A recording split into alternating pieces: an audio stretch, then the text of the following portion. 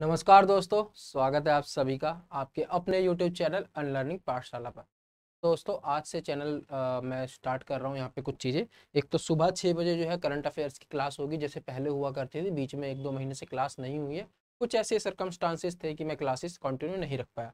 लेकिन अब जो है क्लासेस रोज़ सुबह 6 बजे करंट अफेयर्स की कंटिन्यू रहेंगी। उसके लिए काफ़ी बच्चों के मैसेज भी आए मेरे पास कि सर आप क्लास को कंटिन्यू रखो। और दूसरी चीज़, मैं यहाँ पे एक और चीज़ स्टार्ट करने वाला हूँ। मैं यहाँ पर थोड़ा एप्टीट्यूड से रिलेटेड चीज़ें स्टार्ट करूँगा। मैं अभी प्रॉपर कोर्स तो या नहीं करूँगा और ना ही मैं टॉपिक वाइज सारी चीज़ें स्टार्ट करूँगा, लेकिन हम प्रीवियस ईयर के जो पेपर्स हैं, चाहे वो एसएससी के हो चाहे वो रेलवे के हो, वो डिस्कस करेंगे। उसके थ्रू हम अपने कॉन्सेप्ट्स अच्छे करेंगे। ठीक है, अभी कौन से पेपर हुए? अभी हुए एनटीपीसी सीबीटी 2 के पेपर, जो जून में 12 से लेके 18 तारीख तक चले थे। तो हम क्या करेंगे, अभी अगले महीने जो है एसएससी एमटीएस अगस्त में, और अभी जुलाई के अंदर जो है रेलवे ग्रुप डी के एग्जाम्स होने हैं। तो अगर आप इन एग्जाम की एनालिसिस अच्छे से कर लोगे, एनटीपीसी सीबीटी 2 का जो पेपर रिस्पॉन्स है, उसके जो क्वेश्चंस आए हैं वहां पर, उनको अच्छे से एनालाइज कर लोगे, क्या क्या टॉपिक इंपॉर्टेंट है क्या क्या नहीं है, उन चीजों को समझ के पढ़ लोगे, तो बच्चों यकीन मानो आपका सिलेक्शन ग्रुप डी के अंदर होने से कोई नहीं रोक सकता। अपनी तैयारी को बहुत अच्छा कर दो। अगर आपका एनटीपीसी में हो रहा है तो अच्छी बात है, लेकिन अगर आप थोड़े से भी डाउट में हो कि आपकी जो है कट ऑफ के बिल्कुल पास मार्क्स हैं, कट ऑफ से हल्के से ऊपर है, फाइनल मेरिट में आप बाहर हो जाओगे, इस तरह के डाउट हैं, अगर कट ऑफ की एनालिसिस देखने के बाद जो यूट्यूब पर इस टाइम लोगों ने भर भर के डाली हुई है, ठीक है, उसके बाद अगर आपको लगता है थोड़ा सा भी डाउट है, तो आप अपनी ग्रुप डी की तैयारी जो है उसमें अच्छे से लग जाइए। ठीक है, उसके लिए ये पेपर की एनालिसिस करना बहुत जरूरी है। तो अब मैं यहाँ पर वही एनालिसिस लेके आऊंगा। आज हम यहाँ पर डिस्कस करेंगे 12 जून को जो पेपर हुआ है, 12 जून को जो पेपर हुआ है सेकंड शिफ्ट में लेवल 5 का, इसका हम जो मैथ्स का सेक्शन है उसको यहाँ पे डिस्कस करेंगे। ठीक है, तो ये तो आपको देखनी है। इसके अलावा रोज सुबह 6 बजे करंट अफेयर्स के लिए भी आपको चैनल के साथ जुड़ना है। वहां पर मैं आपका स्टैटिक पोर्शन पे भी काम कराऊंगा। मैं करंट अफेयर्स के साथ स्टैटिक चीजों को भी साथ के साथ लिंक करता रहूंगा। जहां पे ट्रिक से याद करना होगा ट्रिक से याद करेंगे, जहां पे बिना ट्रिक के याद करना हो वहां पे बिना ट्रिक के याद करेंगे, लेकिन अच्छे से तैयारी करेंगे, एग्जाम को फोड़ के आएंगे। ठीक है, फोड़ देना है, तुम फोड़ोगे एग्जाम को। चलो देखते हैं फिर। ये हमारे कुछ इंस्टाग्राम और टेलीग्राम यूट्यूब के हैंडल्स हैं, कुछ चैनल्स हैं, मतलब इनसे आप जुड़ सकते हो। ठीक है, और आप देख सकते हैं यहाँ पे अनलर्निंग पाठशाला पे इतने के आसपास मेंबर होंगे। कोई दूसरा चैनल ज्वाइन नहीं करना है, इसको ज्वाइन करना है आपको। ये व्हाट्सएप पे भी हमें कांटेक्ट कर सकते हो और मुझसे पर्सनली जुड़ना है। आपको किसी भी तरह की प्रॉब्लम आ रही है अपने एग्जाम की तैयारी के लिए, तो आप मुझसे पर्सनली भी जुड़ सकते हो इस आईडी पे, रविपाल 20993।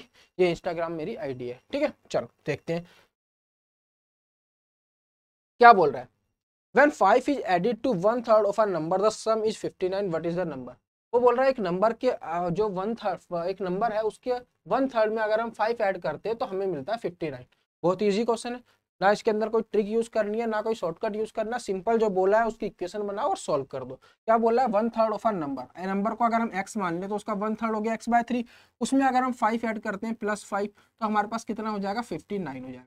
इसको अगर हम सॉल्व कर देंगे सीधा, 59 - 5, और x की वैल्यू आ गई 54 × 3, हो जाएगी आपकी 162। 162 आपका यहाँ पर आंसर हो जाएगा। ठीक है, इसके अंदर ज्यादा दिमाग नहीं लगाना है और इतनी धीरे भी नहीं करना है। ये मैं आपको समझा रहा हूँ इसलिए मैंने एक एक चीज लिखी है। आपको सीधा ये इक्वेशन बनानी है और इसको माइंड में ही सॉल्व कर देना है। 59 में से 5 गए, 54 × 3, उसकी मल्टीप्लिकेशन करो, आंसर लगाओ। यहाँ पे इतनी तेज करना है आपको। वहां पे 10 से 15 सेकेंड इस क्वेश्चन के अंदर नहीं लगने चाहिए एग्जाम के अंदर। अगर आप इसके अंदर एक एक स्टेप को लिख के इस तरह से सॉल्व करोगे ना, आप कॉम्पिटिशन से ऑलरेडी बाहर हो। चलो, sin 2x cos 60 cos 30 plus sin 60 cosine 30, ये हमको एक इक्वेशन दी हुई है। हमसे इसकी वैल्यू पूछे 10x + sec x। हमें पता है cos a - b का फॉर्मूला क्या होता है। cos a - b ये होता है हमारे पास cos a cos b plus, अगर यहाँ माइनस होता तो यहाँ प्लस होता है, ऐसे भी याद रख सकते हैं, sin a sin। ठीक है, तो देखो यहाँ पर यही चीज बन रही है, cos a cos b plus sin a sin b, cos a cos b plus sin a sin b। a की वैल्यू होगी 60, b की होगी 30। तो हमारे पास ये किसके बराबर आ जाएगा? sin 2x की वैल्यू आ जाएगी हमारे पास, sin 2x की वैल्यू आ जाएगी हमारे पास cos a की वैल्यू कितनी है? 60, 60 - 30, 60 - 30। ठीक है, तो sin 2x की वैल्यू कितनी हो गई यहाँ से हमारे पास? ये हो जाएगी cos 30। cos 30, और cos 30 की वैल्यू कितनी होती है हमारे पास? 1 बाय और √3/2, √3/2, √3/2। तो साइन 2x आ गया √3/2। अब हमें पता है अगर साइन ए की वैल्यू अगर √3/2 है तो ए की वैल्यू कितनी होती है, ए कितने डिग्री का एंगल बनाता है, वो बनाता है यहाँ पे 60 डिग्री का, 60 डिग्री का। ठीक है, तो यहाँ पर 2x की वैल्यू कितनी हो गई हमारे पास, 60 डिग्री हो गई, क्योंकि साइन 2x किसके बराबर है, √3/2 के। यहाँ से x की वैल्यू आ गई हमारे पास 30 डिग्री। ठीक है, x क्या है यहाँ पर, x एंगल है ये वाला। ठीक है, तो इसकी वैल्यू आ गई 30 डिग्री। अब हम निकाल देंगे tan x plus sec x की। तो हम tan x plus sec x की वैल्यू निकालेंगे तो कैसे करेंगे, थोड़ा डिलीट कर देते हैं, tan x plus sec x की वैल्यू कितनी है हमारे पास 30 प्लस में sec x sec 30। ठीक है, तो tan 30 की वैल्यू कितनी होती है, tan 30 की वैल्यू होती है हमारे पास √3/2 प्लस में sec 30 किसका उल्टा होता है, cos 30 का, और cos 30 की वैल्यू कितनी होती है 1/2। ठीक है, एक मिनट कुछ गलत हो रहा है, tan 30 की वैल्यू हो जाती है हमारे पास 1/√3। देखो sin 30 और 1/√3।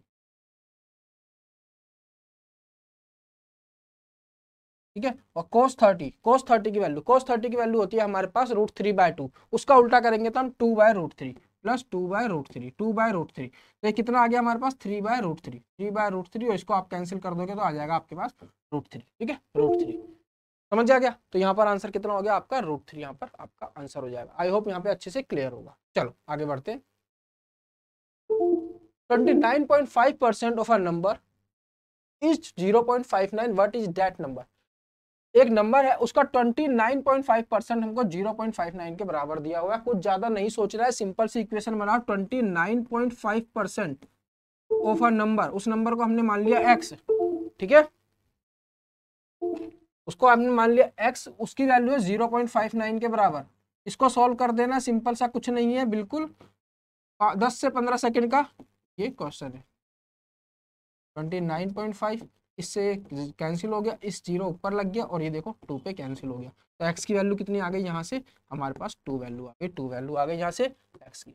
आसान है। देखो बच्चों, ये ग्रुप डी लेवल 5 का एग्जाम है, ग्रुप डी कह रहा हूँ, एनटीपीसी लेवल 5 का एग्जाम है जो ग्रेजुएशन के लिए था। ठीक है, जो ग्रेजुएशन के बच्चे थे वो फिल कर सकते थे इसका फॉर्म, और जो उससे कम थे, जो 12th लेवल तक पढ़े हुए हैं उन वो नहीं फिल कर सकते थे।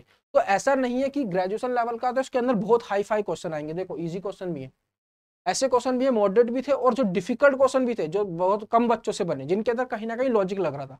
अब ये नहीं सोचना कि इस तरह का पेपर अगर उसका बन रहा है, लेवल 5 का बन रहा है, तो लेवल 2 का, लेवल 3 का जो 12th बेस्ड पर है उनका इजी बनेगा, ऐसा कुछ नहीं है। उनका भी सेम लेवल रहने वाला है, जिस तरह का लेवल 5 का ग्रेजुएशन के बच्चों का पेपर आ रहा है, सेम लेवल वही रहने वाला है आगे आपका ग्रुप डी का भी, क्योंकि लेवल 2 और लेवल 3 में बिल्कुल सेम लेवल रहा, बिल्कुल सेम उसी तरह के क्वेश्चंस पूछे गए, मॉडरेट भी और डिफिकल्ट भी। इसी तरह से आपका ग्रुप डी का भी रहने वाला है। तो इस चीज को माइंड से बिल्कुल निकालना है बच्चों कि आपका पेपर ग्रुप डी का जो है वो इजी रहेगा।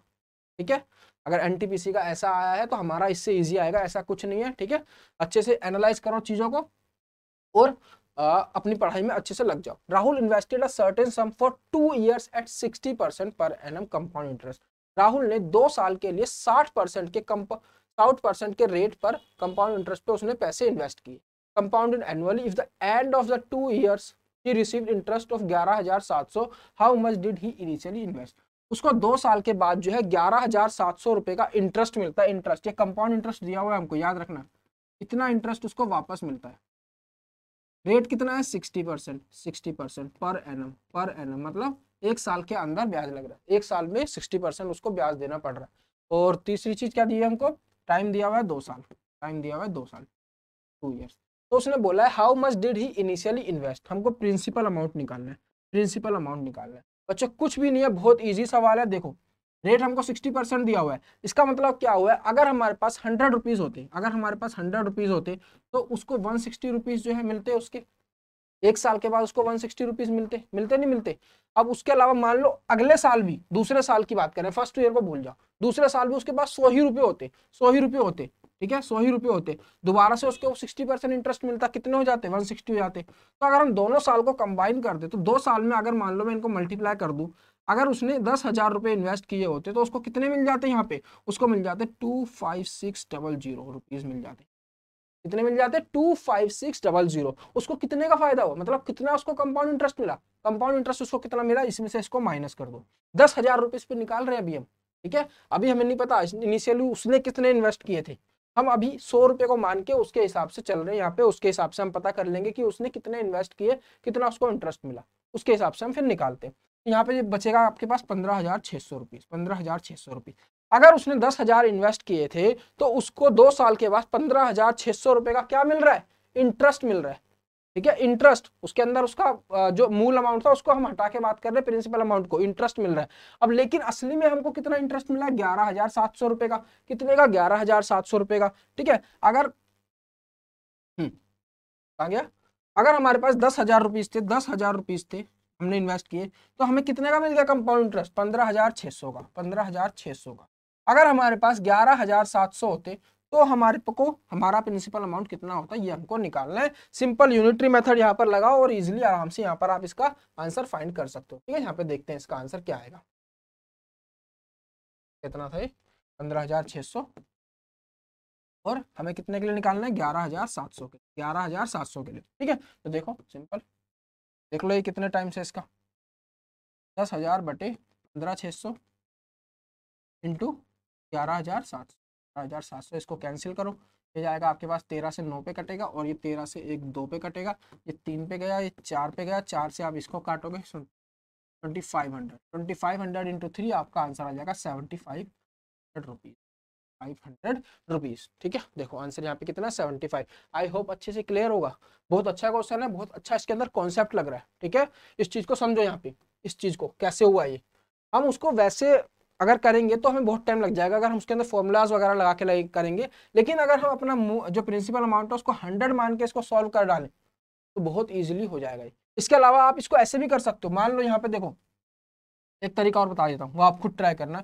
100 रुपए पे क्या है, उसको 160 रुपए मिल रहे हैं, थोड़ा सा बड़ा हो सकता है उससे, ये उससे थोड़ा सा कैलकुलेटिव और बड़ा होगा, ठीक है। अब मैंने पहले क्या किया था, दूसरे साल भी मैंने 100 रुपए लेके 160 रुपए बना लिए थे और फिर 2 साल का निकाल लिया था इनको मल्टीप्लाई करके। अब ऐसे मत करो, अब मान लो फर्स्ट ईयर में ये था, सेकंड ईयर में उसके पास 160 रुपीज है, 160 रुपीज है, तो इसका 60% निकाल लो। 160 का अगर आप 60% निकालते हो तो आपके पास कितना आ जाएगा, 96 रुपीज, 96 रुपीज। इसमें 96 ऐड करोगे तो आपके पास कितने हो जाएंगे 2 साल के बाद, 256 रुपीज, 256 रुपीज। तो उसको अगर उसने 100 रुपए इन्वेस्ट किए थे और 2 साल बाद उसके कितने रुपए हो गए, 256 रुपए हो गए, ठीक है। तो उसके पास कंपाउंड इंटरेस्ट कितना है बच्चों, कंपाउंड इंटरेस्ट कैसे निकलेगा, यहाँ से इसको माइनस कर दो, 156 रुपीज, 156 रुपीज। तो सीधी सी बात है, 100 रुपए पे उसको 156 मिल रहा है, तो कितने पे 11,700 पे कितना मिलेगा, निकाल लो, सीधा सा आंसर आ जाएगा। इजी है ना, समझ आया, समझ आया होगा, नहीं आया तो दोबारा से वीडियो को पीछे करो और देखो उसको, ठीक है। क्योंकि अगर मैं दोबारा समझाऊंगा तो बहुत लंबी वीडियो जाएगी, बहुत सारे क्वेश्चन है, 35-40 क्वेश्चन है, वो हमें कवर करने। नहीं समझ आया तो, अगर फिर भी ना समझ आया तो आप मेरे को मैसेज करना, मेरे नंबर पे मैसेज करना, या आप इंस्टाग्राम पे मेरे को मैसेज करना, मैं आपको बताऊंगा कैसे होगा, ठीक है। चलो, which of the following options is the closest approximate value, approximate value निकालनी है। देखो कई बार क्वेश्चन पूरा पढ़ने की जरूरत नहीं होती, आप देखो सीधा ये दिया हुआ है, मतलब इसको सॉल्व करना बोला है उसने, और दूसरा अप्रोक्सीमेट वैल्यू बोला है, मतलब हमें उस जो हमें वैल्यू एग्जैक्ट वैल्यू दिया उसको लेके सॉल्व नहीं करना, उसके आसपास की वैल्यू को लेकर के यहाँ पे सॉल्व करना है। तो हमें पता है, अगर जो बच्चे बैंक की तैयारी करते हैं वो इस चीज को अच्छे से समझते हैं। 9.99 किसके बराबर है, ऑलमोस्ट 10 के बराबर है। इसी तरह से अगर हम देखें 3.001, 3.001 ये किसके बराबर है, लगभग 3 के बराबर है। तो हमें इस वैल्यू को नहीं लेना, इसकी जगह इन वैल्यूज को लेना है। तो ये हमारे पास क्या बन जाएगा, 9.99 की पावर 3, तो ये होगा 10 की पावर 3 माइनस 5.001 किसके बराबर है, लगभग 5 के बराबर है या नहीं है ना। चलो उसके ऊपर 2.999, 2.99 किसके बराबर है, ऑलमोस्ट इक्वल टू 3, ठीक है, ऑलमोस्ट इक्वल टू 3, तो यहाँ पे हम 3 लेंगे, प्लस में 4.997, देखो क्रिकेट अच्छा खेलता हूँ मैं इसलिए देखो कैच कर ली, 4.997, इसको हम क्या लिख सकते हैं यहाँ पे, इसको हम लिखेंगे सीधा 5 यहाँ पे। इसको सॉल्व कर दो, कितना टाइम लगेगा, 10 की पावर 3, 1000 में से ये हो गया 125 प्लस 5 माइनस 120, तो 1000 में से 120 का 880 आपका आंसर आ जाएगा, 880 आपका आंसर आ गया यहाँ पे। समझ आया नहीं आया, कुछ नहीं है, बहुत इजी क्वेश्चन है, बस आपको जल्दी से, ये ऐसा सवाल है कि आपको छूटने नहीं चाहिए और कम से कम टाइम में बनने चाहिए, 10 से 15 सेकंड में। अगर इनके अंदर आपने 1-1 मिनट लगा दिया ना, अगर समझ लो कंपटीशन से बाहर हो। तो यही आपको प्रैक्टिस करनी है। ये सवाल क्या है, हर कोई कर लेगा इसको, इसको 10वीं क्लास का बच्चा कर लेगा, ठीक है, हर कोई कर लेगा। मेन कंपटीशन कहाँ पर है? मेन कंपटीशन है कि आप इसको कैसे इतनी जल्दी सॉल्व करते हो, यही कंपटीशन है। नॉलेज तो सबको है, अगर बच्चे 100 बच्चे फॉर्म भर रहे हैं तो 90 बच्चों को नॉलेज है उसके अंदर, लेकिन वैकेंसी कितनी है? 10 वैकेंसी है। तो उन 10 वैकेंसी पे वो 90 नॉलेज वाले बंदे नहीं आएंगे, वो बंदे आएंगे जिन्होंने स्मार्ट वर्क किया है, अपनी स्पीड पे काम किया है, टाइम मैनेजमेंट अच्छे से किया है, वो बच्चे उन 10 में आएंगे। ठीक है, चलो आगे बढ़ते हैं।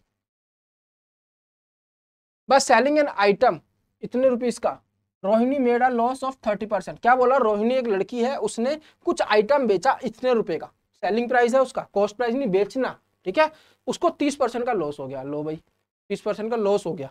ठीक है, लॉस में तो कोई जाना नहीं चाहता, प्रॉफिट में जाना चाहता है, तो उसको पर लॉस हो गया। अब बोल रहे हैं हम कितने रुपए का अगर वो बेचती कि उसको प्रॉफिट हो जाता, कितने का? 16% का। 16% का प्रॉफिट हो जाता। इस तरह के क्वेश्चंस हमेशा 100 मान के करा करो। ठीक है, ज्यादातर क्वेश्चंस मान के करा करो 100 वैल्यू ली, उसके अकॉर्डिंग सॉल्व किया क्वेश्चन और यूनिटरी मेथड लगा करके अपनी वैल्यू निकाल ली जिसके लिए उसने पूछा। तो यहाँ पर क्या करते हैं हम, उसने मान लो हमें नहीं पता सेल्स कॉस्ट प्राइस क्या था, हमने मान लिया 100 रुपए का कॉस्ट प्राइस था। ठीक है, एक आइटम का, उसमें 30% का लॉस हुआ है। किसको? रोहिणी को। तो मतलब इसका मतलब उसने 70 रुपए की बेची होगी वो चीज, कुछ भी खरीदा उसने, मान लो ये पेन खरीदा 100 रुपए का, लेकिन उसने इस पेन को बेचा 70 रुपए का, तो कितने परसेंट का लॉस हुआ? 30% का, और हमें भी 30% का लॉस दिखाना है।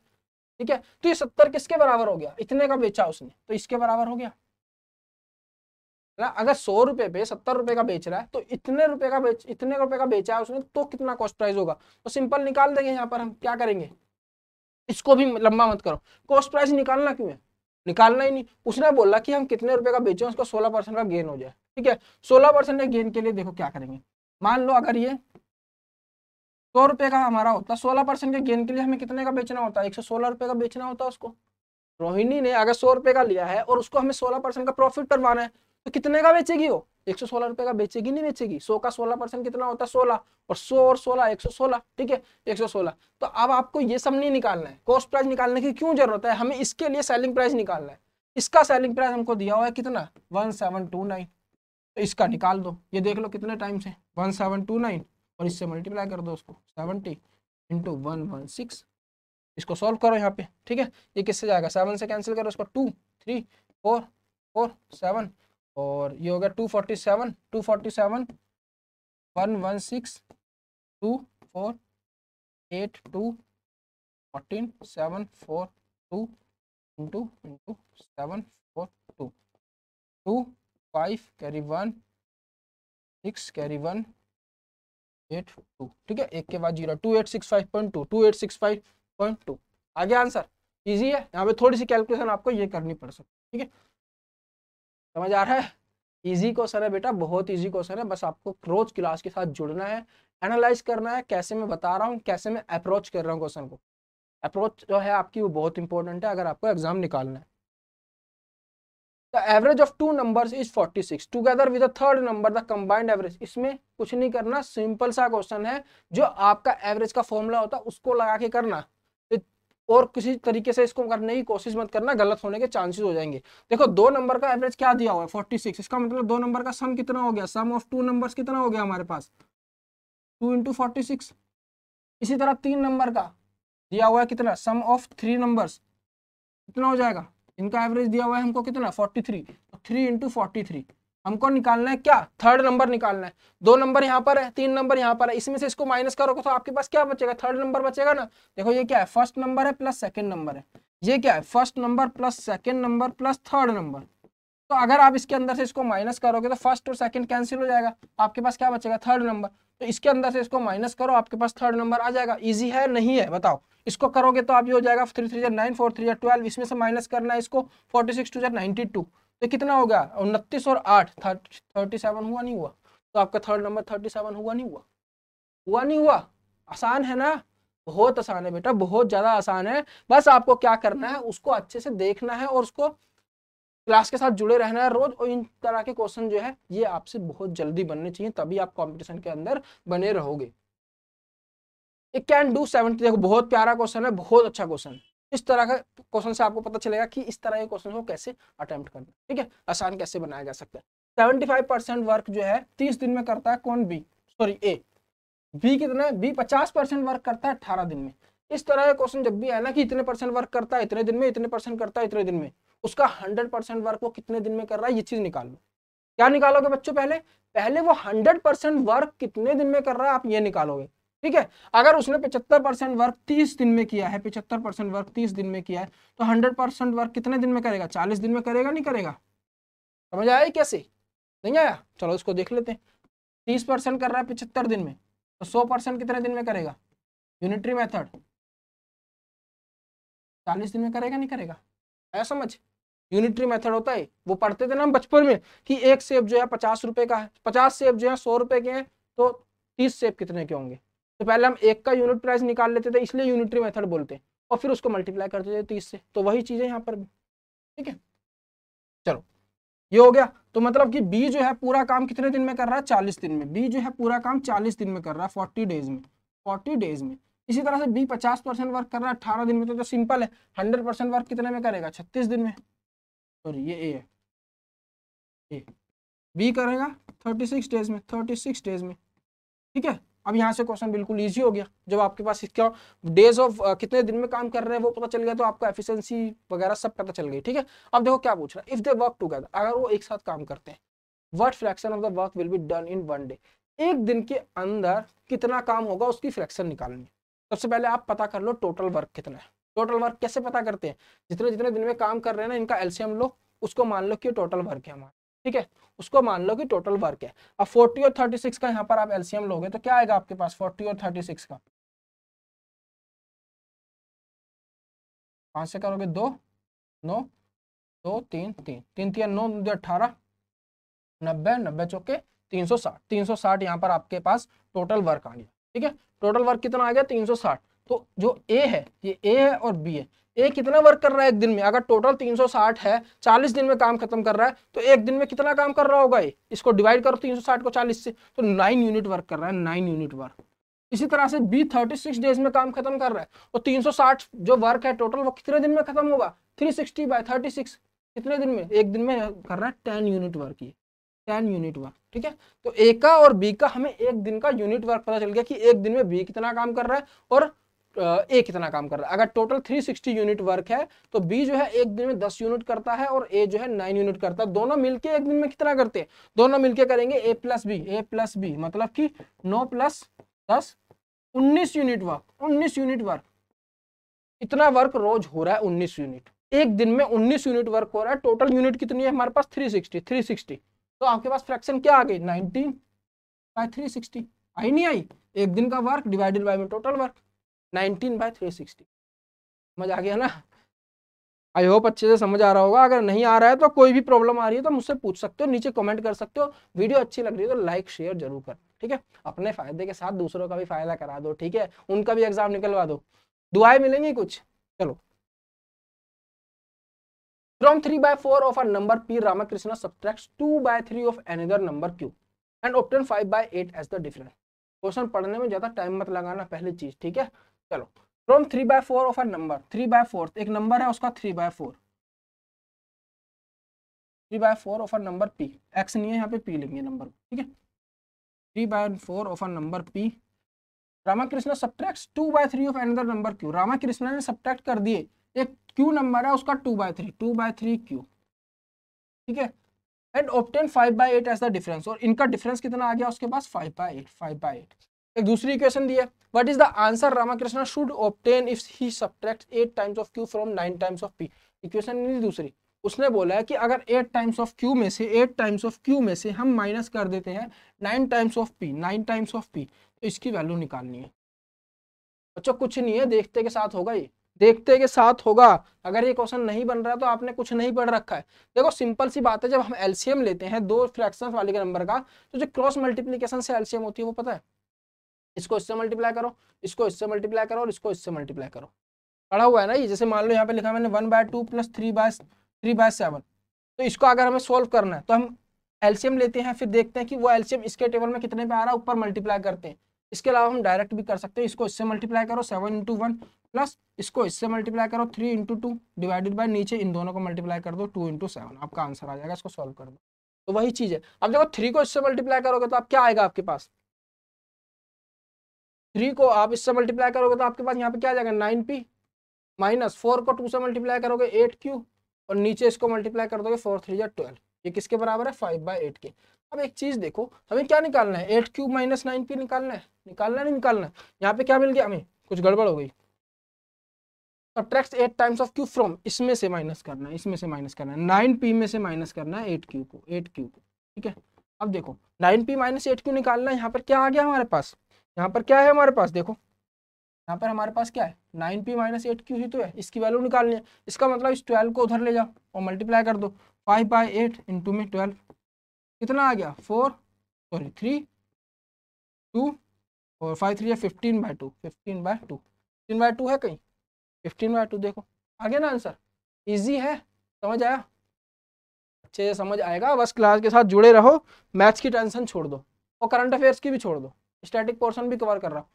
अभी तो नहीं कवर हो पाएगा अगले महीने तक इतना पार्ट, अगर आप अभी शुरू कर रहे हो, अगर आप पहले से पढ़ रहे हो तो फिर तो कर लोगे आप। लेकिन अगर बाद में 2-3 महीने बाद जो एग्जाम आएंगे ना, उसके अंदर करंट अफेयर के अंदर भी आपके अंदर बहुत अच्छा कॉन्फिडेंस होगा, अगर आप रोज क्लास को अच्छे से देख रहे हो और जो मैं बोल रहा हूँ उसको अच्छे से पढ़ रहे हो। बाकी एप्टीट्यूड तो बहुत हेल्प करेगा, जो अभी एसएससी का एग्जाम आने वाला है, और जो दूसरा इसका रेलवे ग्रुप डी का एग्जाम आने वाला है, उसके अंदर बहुत हेल्प करने वाला है एप्टीट्यूड का पार्ट आपका, यकीन मानो दोस्तों बहुत हेल्प मिलेगी। ठीक है, अप्रोच यहाँ पे आपको देखनी है बस कि किस तरह से क्वेश्चंस को अप्रोच करना है।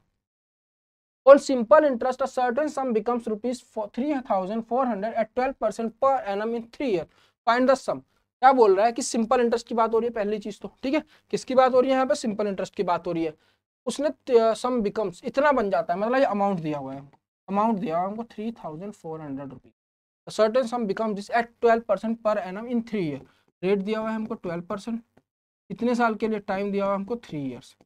तो जब भी इसकी बात आती है ना, ध्यान रखना सिंपल इंटरेस्ट की, तो जितने टाइम पीरियड दिया होता है उतने टाइम्स कर दिया करो रेट को, तो हमें टोटल रेट पता चल जाएगा। सिंपल इंटरेस्ट में क्या होता है, सिर्फ जो हमारा प्रिंसिपल अमाउंट होता है उसके ऊपर इंटरेस्ट लग रहा होता है, तो जितने साल का वो बोल रहा है उतने साल को उसको मल्टीप्लाई कर लिया करो, आपके पास टोटल रेट आ जाएगा। लेकिन कंपाउंड इंटरेस्ट में ऐसा मत करना, कंपाउंड इंटरेस्ट के अंदर इंटरेस्ट के ऊपर भी इंटरेस्ट लगता रहता है, उसके अंदर ये चीज काम नहीं करेगी। तो अगर 3 साल के लिए लग रहा है और 1 साल का 12% है, और 3 साल का टोटल कितना रेट आ जाएगा हमारे पास, रेट जो है 36%, 36%। इसका मतलब अगर 100 रुपये थे हमारे पास प्रिंसिपल अमाउंट, तो हमको मिलेंगे कितने, 136 रुपीज मिलेंगे, कितने साल बाद, 3 साल बाद। हमें सिंपल इंटरेस्ट कितना आया, 36 रुपीज का आया यहाँ से। ठीक है, तो हमें इसकी जरूरत नहीं है, सिंपल इंटरेस्ट पूछा नहीं है उसने, ये देखो बस 100 रुपये होते हमारे पास तो हमें मिलते 136 रुपीज। लेकिन हमारे पास कितने, हमें कितने मिले, 3400 मिले, हमें 3400 मिले, तो हमारे पास कितने पैसे रहे होंगे, कितने पैसे रहे होंगे, निकाल दो, सिंपल है, 100/136 इंटू 3400, इसको सॉल्व कर दो, कितना आएगा, देखो चलो करते हैं इसको सॉल्व।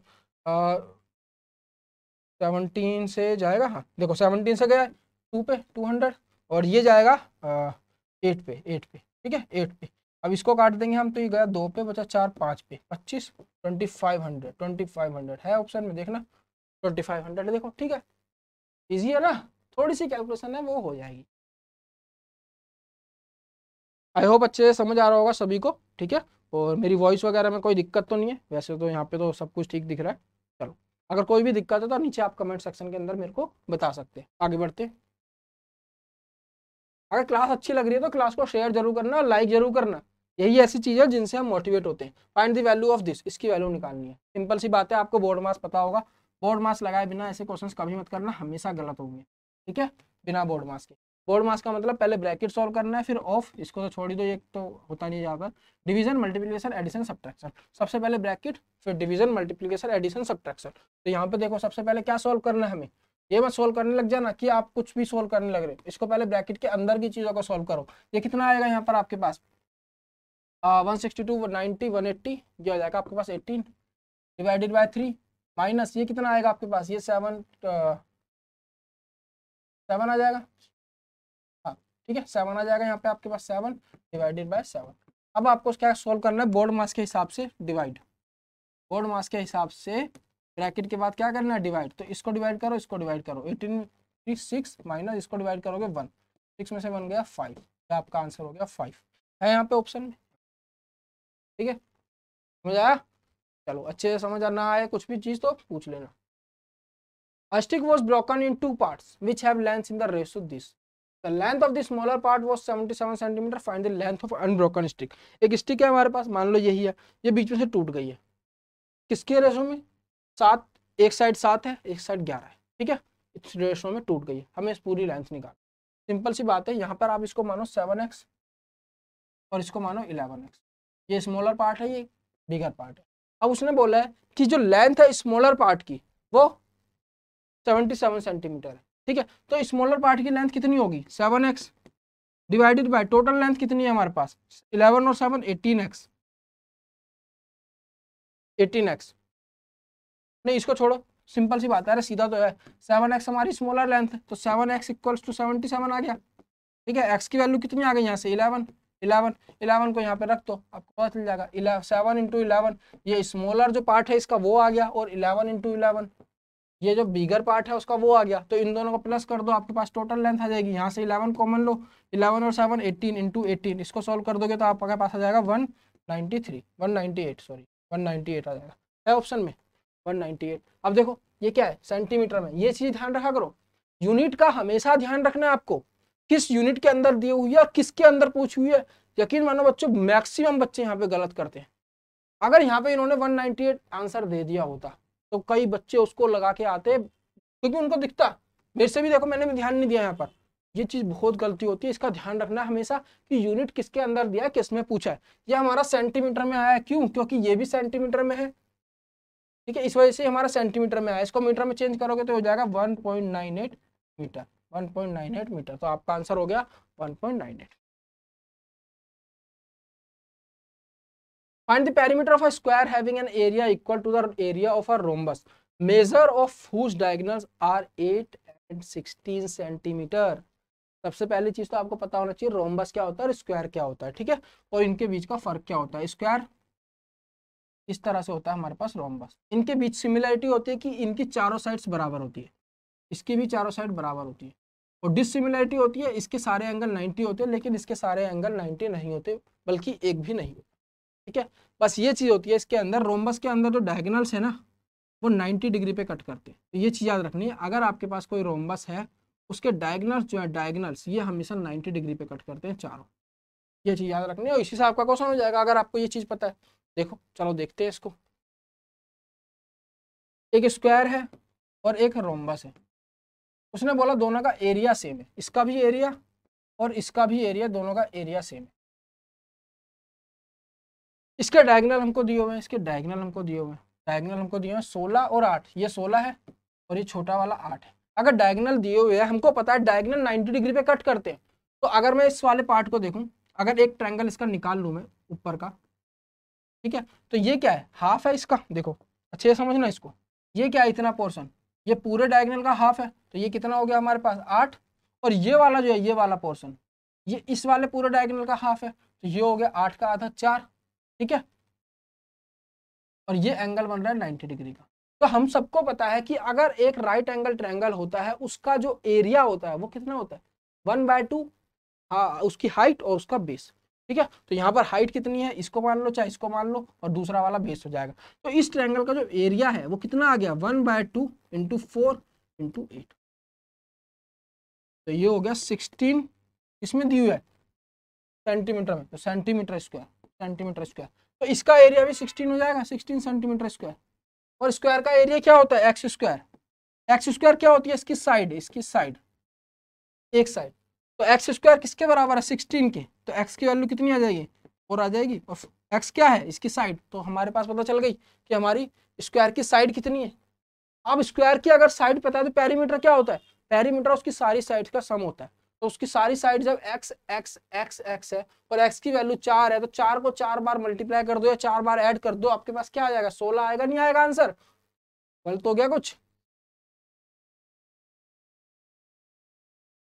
देखते हैं क्या गलत हुआ है। एक 16 सेंटीमीटर है, एक 8 सेंटीमीटर है। 8 का आधा 4 हुआ, 16 का 8 हुआ। 1/2, 2 से 2 कैंसिल, 8 टू 16 आ गया, 16। तो इसका एरिया और इसका एरिया हमारे पास हो गया बराबर, 16 centimetre square. X square 16 centimetre square, और एक्स की वैल्यू आ गई 4, और इसको जब मल्टीप्लाई करेंगे 4 4 16, 32 आ रहा है। कुछ गलत हो रहा है? Find the perimeter of a square having an area equal to the area of a rhombus. Rhombus के एरिया के बराबर है, ठीक है। हुज डायगोनल्स आर 8 एंड 16, तो 8 है उसका आधा हो गया 4, 16 का 8 आधा हो गया 8। उसको अगर हम करें, सॉरी देखो यहाँ पे क्या है, ये एक का है, एक ट्रायंगल का, टोटल ट्रायंगल कितने हैं, 1 2 3 4 है नहीं है, ठीक है। तो कई बार समझाने के चक्कर में चीजें दिमाग से निकल जाती है। अगर मैं इसको अपना आप सोल्व कर रहा होता तो ये पता होता, समझाने में आपको समझाना है तो कुछ चीजें स्किप कर जाती है। अब यहाँ पे मैंने क्या गलती करी, एक ट्रायंगल का एरिया निकाला वही ले लिया, लेकिन हमें 4 ट्रायंगल का एरिया निकालना है, तो इसको 16 × 4 करेंगे, 64 सेंटीमीटर स्क्वायर, 64 सेंटीमीटर स्क्वायर, तो इसका एरिया 64 आएगा, 16 नहीं। ये हो गया आपके पास 64, एक्स की वैल्यू आ गई आपके पास 8, और 8 को 4 बार मल्टीप्लाई करोगे, 1 2 3 4 पेरीमीटर निकालने के लिए, तो आपके पास कितना आ जाएगा, 32 सेंटीमीटर आपके पास पेरीमीटर आ जाएगा। समझ गए, इजी है बहुत। बस आपको थोड़ा सा जो ये वाला कॉन्सेप्ट पता होना चाहिए था कि एक डायगोनल के अंदर जो है, सॉरी एक रोम्बस के अंदर जो डायगोनल्स है वो कितने पे कट करते हैं, 90 पे। याद रखना इस चीज को, ठीक है, कई बार आगे और भी एग्जाम्स में काम आएगी ये चीज।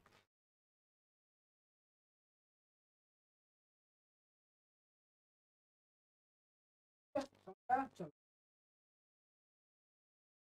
पर्सन वॉक्स 825 मीटर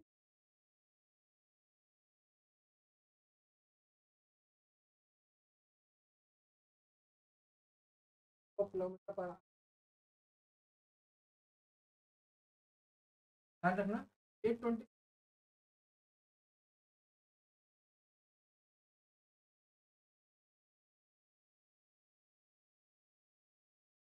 820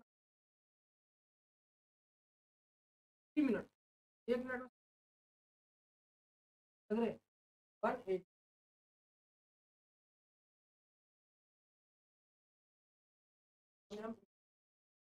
किलोमीटर पर कन्वर्ट कर। तो हमें क्या करना है, क्या करना है, kilometre per hour, kilometre per hour,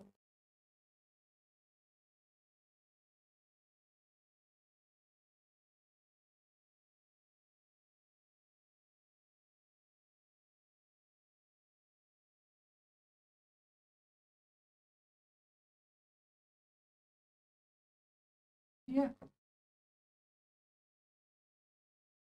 Certain sum was invested at the interest was the interest half year out pay two, after 2 years would have been 5। बहुत प्यारा क्वेश्चन, बहुत प्यारा क्वेश्चन है, और मैं बहुत सारे बच्चों से देख क्या बोल रहा है वो, ठीक से पढ़ो। 40% पर एनम कंपाउंड इंटरेस्ट 2 साल के लिए, तो कम जो इंटरेस्ट लग रहा है वो एक्चुअली लग रहा है, और 2 साल के लिए हाफ ईयरली लग रहा है। जब हाफ ईयरली लग रहा है तो उसको जो पैसे देने पड़ रहे हैं, पैसे फालतू होगा, ठीक है। अमाउंट है वो 40% पर एनम किया गया, ठीक है। 2 साल बाद कुछ अमाउंट, वही सेम अमाउंट तो रेट लग रहा था, अब जो है मंथली 6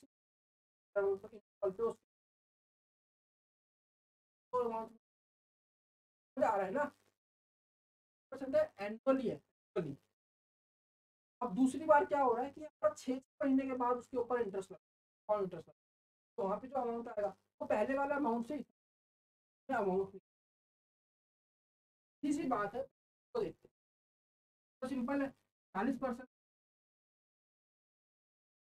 अगर हमारे पास 100 रुपये होते तो हमें कितने, 2 साल का, यहाँ पे क्या लगेगा, सक्सेसिव कंपाउंड और इंक्रीमेंट वाला जो फॉर्मूला याद है आपको, जो हम डिस्काउंट पढ़ते हैं, अगर 2 डिस्काउंट मिल रहे हैं, 2 साल 2 डिस्काउंट का कंबाइंड डिस्काउंट होता है 1+। सिमिलरली उसी फॉर्मूले से अगर कुछ बढ़ रहा है तो ऊपर इंटरेस्ट लग रहा है, तो उसके अंदर तो इंक्रीमेंट का फॉर्मूला होता है A+B+AB, वो उसका टोटल, अगर 1 साल में तो होगा, लेकिन ब्याज के ऊपर भी ब्याज लगता है, 2 साल का 2 साल में टोटल A+AB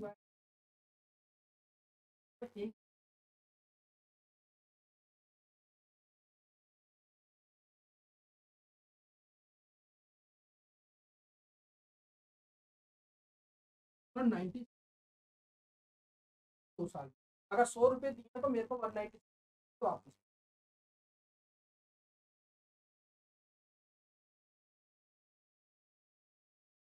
बात है 100 रुपये अगर आ जाते हैं 200 रुपये थे। पहले केस की बात हो गई, क्या बोल रहे हम कंपाउंड तो हो रहा है अमाउंट तो हो रहा है। तो हमको जो कंपाउंड इंटरेस्ट का रेट दिया हुआ है 40% पर एनम, हर एक साल में इतना।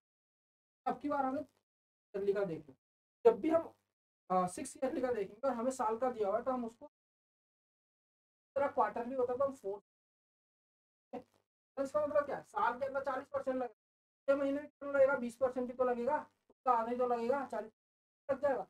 जब भी इस तरह से हो ना तो उस जो रेट है उसको अपने हिसाब से डाल दिया करो।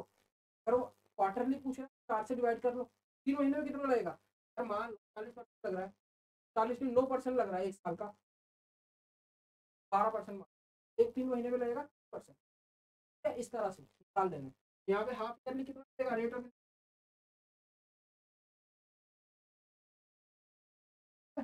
अब 2 साल के बाद कितना अमाउंट मिलेगा उसको, 2 साल का हमें पहले पता कर लेंगे, 2 साल के बाद उसको कितने परसेंट पैसे वापस मिल। पहली चीज 2 साल के अंदर हाफ ईयरली कितने बन जाएंगे आपके, बन जाएंगे बार कंपाउंड, 4 बार 6 महीने देंगे, एक दो, 3 साल, ठीक है, 4 बार कंपाउंड, 4 बार, ठीक है, टोटल टाइम पीरियड 2 साल। अब एक 6 महीने बाद 20 लग रहा था टोटल लगेगा, 4 4 बार हम देख लेते हैं। यहाँ पर भी क्या करो आप, पहले 2 बार का ले लो, बार का ले लो, क्या बोलना चाह रहा हूँ मैं, तो क्या है हमारे पास, अगर मैं एन मानूं, बार कंपाउंड इंटरेस्ट 4 है, 4 बार हमारा कंपाउंड, तो पहले 2 को पकड़ो, बाद के 2 को पकड़ो, आंसर आएगा। पहले 2 का निकाल लो कंबाइंड इंटरेस्ट, बाद के 2 का निकाल लो कंबाइंड, उन दोनों का, तो टोटल 4 बार का आपको 20% प्लस 20 प्लस 20 हो गया 4, 2 बार में। अगले जो 2 साल होंगे उसमें भी 44 हो जाएगा, 44 होगा नहीं होगा बच्चों, है ना। 4 बार कंपाउंड इंटरेस्ट लगता है, शुरू में ही 20% वो सेम है, वो थोड़ा शुरू के 2 सक्सेसिव का पता चला 40%, बाद के दो का भी 44 होगा, और अगर इन दो निकाल देंगे 44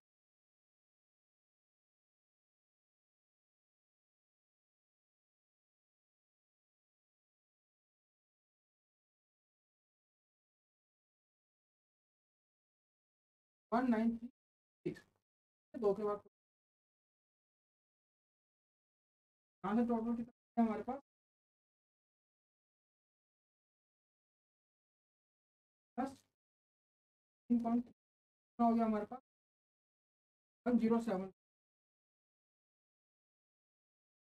अब इसका मतलब क्या हुआ, मतलब इतने परसेंट जो है उसको इंटरेस्ट मिल रहा है, कंपाउंड इंटरेस्ट 1%। अगर उसने 100 रुपये दिए हैं तो इतना परसेंट तो वापस मिल जाएगा इंटरेस्ट के रूप में, ठीक है? तो अगर 100 रुपये दिए हैं तो इतना परसेंट इंटरेस्ट मिलेगा, 200 रुपीज 20 पैसे,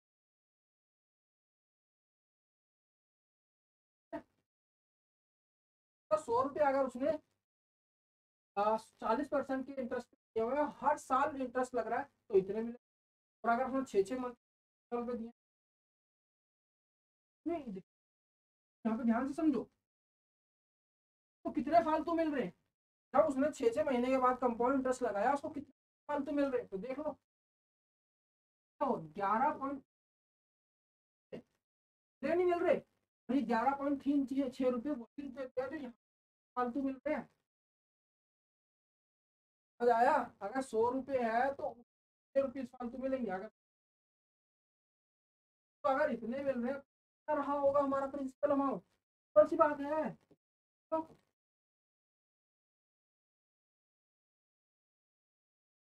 मान लो इसको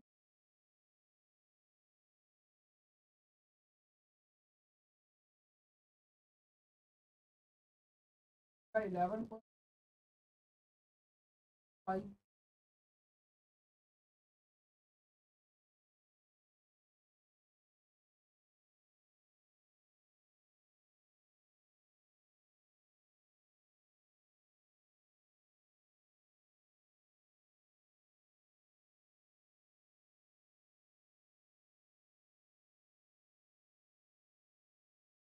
सारा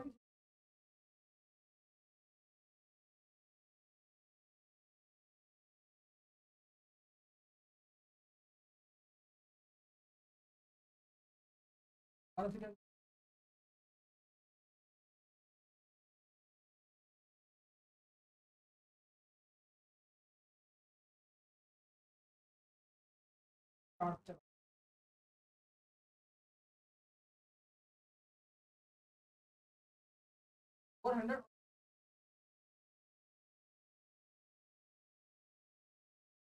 400 कैलकुलेशन पर क्वेश्चन बहुत इजी है।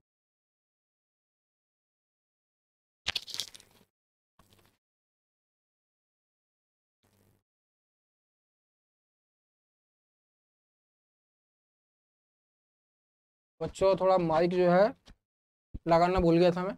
वॉइस तो शायद आ ही रही होगी, ठीक है। अगर वॉइस में कोई प्रॉब्लम हो तो बताना मेरे को कमेंट करके, ठीक है। चलो आगे बढ़ते हैं। The amount payable on maturity of certain sum invested at a certain rate of simple interest per annum for 1 year was this.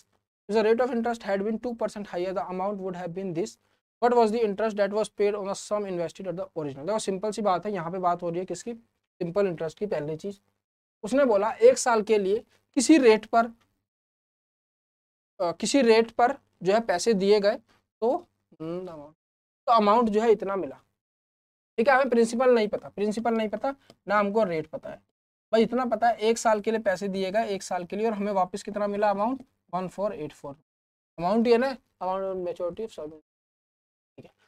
अगर यही जितना भी यहाँ पर रेट था उससे 2% हाइयर होता तो हमें कितना अमाउंट वापस मिलता? 26.50 मोर। इतने इस अमाउंट में 26.50 एक्स्ट्रा पैसे मिलते। बेटा बहुत आसान क्वेश्चन है। मान लो अगर ये x% था पहले तो इतने मिल रहे थे, अब ये हो गया x + 2%, तो इतने मिल रहे हैं। तो ये जो 2% जो रहा होगा, 2% जो रहा होगा ये 26.50 के बराबर ही तो होगा। सीधी सी बात है, यहाँ पर तो बहुत इजी क्वेश्चन है, बस इसको समझने वाली बात है। जब x% था तो इतना अमाउंट मिल रहा था, अब 2% बढ़ गया है अमा रेट, तो थोड़ा सा अमाउंट भी बढ़ जाएगा। वो कितना बड़ा होगा? इतना ही तो बड़ा होगा। इसका मतलब क्या है यहाँ पर कि 2% किसके बराबर है? 2% बराबर 26.50। 2% मतलब क्या? जो प्रिंसिपल है उसका 2% इसके बराबर है 26.50 के, तो 100% किसके बराबर हो जाएगा? 100% किसके बराबर हो जाएगा? 26.50 डिवाइडेड बाय 2 इंटू में 100। इसको सॉल्व कर दो आप, 1325 आपका आंसर आ गया 1325। ये क्या है? नहीं, ये अमाउंट आया अभी आपके पास। ये क्या है? अमाउंट आया आपके पास। इसमें से माइनस कर दो क्या? रुको रुको, ये आपका 2% हुआ, ठीक है। ये आपका प्रिंसिपल आ गया, ठीक है। देखो ये आपका क्या था? अमाउंट था, और ये प्रिंसिपल है। सॉरी, ये अमाउंट नहीं है, प्रिंसिपल है। तो अगर आप अमाउंट के अंदर से प्रिंसिपल को माइनस कर दोगे 1325 तो कितना आ जाएगा? 9, क्या दिया? 9, यहाँ पे सर 5, 159 आया। देखो मेरा आंसर ना, इजी, ठीक है, बहुत इजी है, बिल्कुल भी घबराना नहीं है। बस वहां पे थोड़ा सा ना माइंड को अपना पूरा फोकस रखा करो, इधर उधर ना हो माइंड, बिल्कुल माइंड को बिल्कुल फोकस करके रखो, और ध्यान रखो कि कुछ भी चीज ना गलत ना हो। गलतियां होती हैं, बहुत इजी इजी क्वेश्चंस गलत हो जाते हैं। एक तो प्रैक्टिस की कमी से होती है, और दूसरा अगर आप वहां पे ठीक से फोकस नहीं कर रहे तो उसके अलावा कुछ ह्यूमन एरर्स भी होते हैं जिसकी वजह से हो जाती है। लेकिन प्रैक्टिस की वजह से बहुत गलतियां होती है। अगर आपकी प्रैक्टिस अच्छी नहीं है तो यकीन मान लो आपके बहुत क्वेश्चन गलत। Cot square theta equal to 1 + cos square theta minus sine square theta, एक रिलेशन दिया हुआ है, हमें निकालनी है value tan square theta plus cosec square theta, ठीक है। चलो इसको लेते हैं। Cot square theta equals to 1 + cos square theta minus sine square theta, ठीक है। देखो 1 माइनस साइन स्क्वायर थीटा किसके बराबर होता है, कोस स्क्वायर थीटा के बराबर ही होता है, प्लस में ये वाला कोस स्क्वायर थीटा इसके बराबर हो गया कोट स्क्वायर थीटा के। समझ आया? ठीक है, यहाँ से क्या हो गया, cot square theta is equals to 2 cos square theta. ये किसके बराबर होता है, cos square theta, cot theta बराबर होता है cos theta by sine theta. ये हो गया cos square theta by sine square theta. ये किसके बराबर हो गया, 2 cos square theta. Cos square theta से कोस स्क्वायर थीटा कैंसिल हो गया। साइन स्क्वायर थीटा की वैल्यू कितनी आ गई हमारे पास, साइन स्क्वायर थीटा की वैल्यू देखो यहाँ पे बच्चों कितनी आ गई, 2 नीचे गया, 1/2 आ गई, 1/2 आ गई।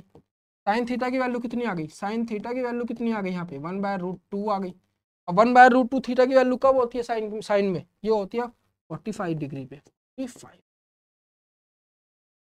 ठीक है, तो यहाँ पे थीटा पता चल गया, यहाँ पे पुट कर दो tan स्क्वायर 45 डिग्री प्लस में कोसेक स्क्वायर 45। tan 45 1 होता है तो 1 आ जाएगा, कोसेक 45, कोसेक किसका उल्टा होता है, साइन का उल्टा होता है, साइन 45 क्या होता है 1/√2, उसका उल्टा √2 का ये स्क्वायर, तो ये हो गया 2। तो आंसर आ गया आपके पास 3 है, देखो ऑप्शन में है, बिल्कुल है। ठीक करोगे तो आंसर भी आएगा, कुछ गलत कर दोगे तो आंसर ही नहीं आएगा, फिर चेक करने में दोबारा टाइम खराब होगा, ये चीजें नहीं होनी चाहिए। करिश्मा एक नाटक आता था बचपन में, आपको याद होगा, बच्चों को बहुत पसंद था, करिश्मा का करिश्मा। ठीक है, चलो उसके अंदर मशीनें लगी होती थी करिश्मा के अंदर।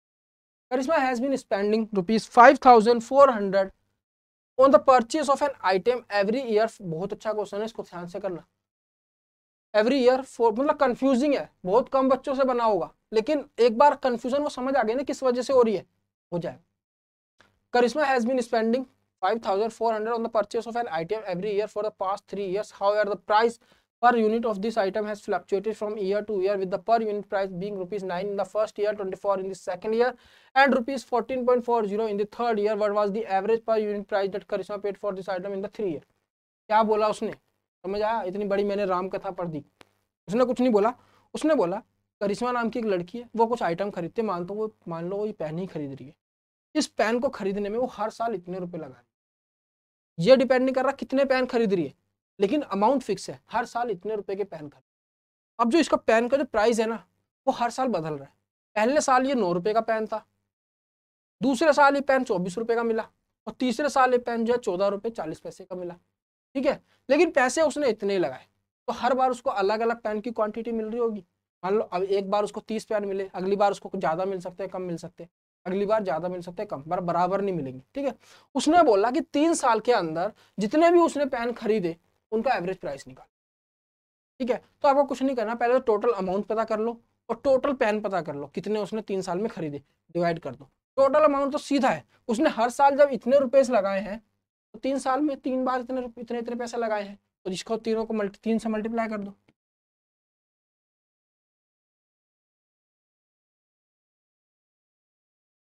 कितना आ जाएगा 16200। ठीक है, इतने पैसे उसने लगा दिए।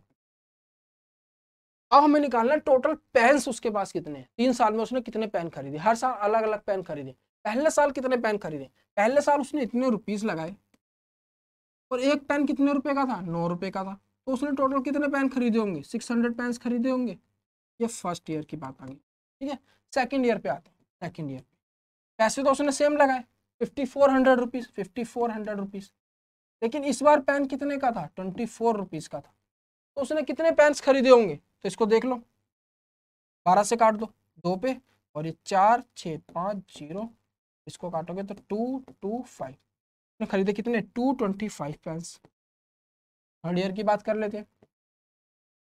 थर्ड ईयर में पैसे उसने सेम लगाए, कितने 5400 रुपीज, 5400 रुपीज, लेकिन यूनिट प्राइस हर पेन इस बार को कितने रुपए का मिला, 14 रुपए 40 पैसे का मिला। कितने रुपए का मिला बेटा, 14 रुपए 40 पैसे का मिला। इसको अगर हम सॉल्व कर देते हैं यहाँ पे, ठीक है 4 पे, नहीं 4 पे बचा 6 5 0, और 12 से जाएगा, पहले 2 से काट लेते हैं, 6 2 2 5, और अभी नहीं कट रहा है, ये गया हमारे पास 7 और 1 5, 75, ये गया 2 पे, 75/2। ये हो जाएगा हमारे पास कितना 37.5, 37.5। कुछ गलत हो रहा है क्या, एक बार देखते हैं वाली कैलकुलेशन को, एक बार दोबारा से देख लेते हैं। 5400 रुपीज कितने रुपए के? 14.40।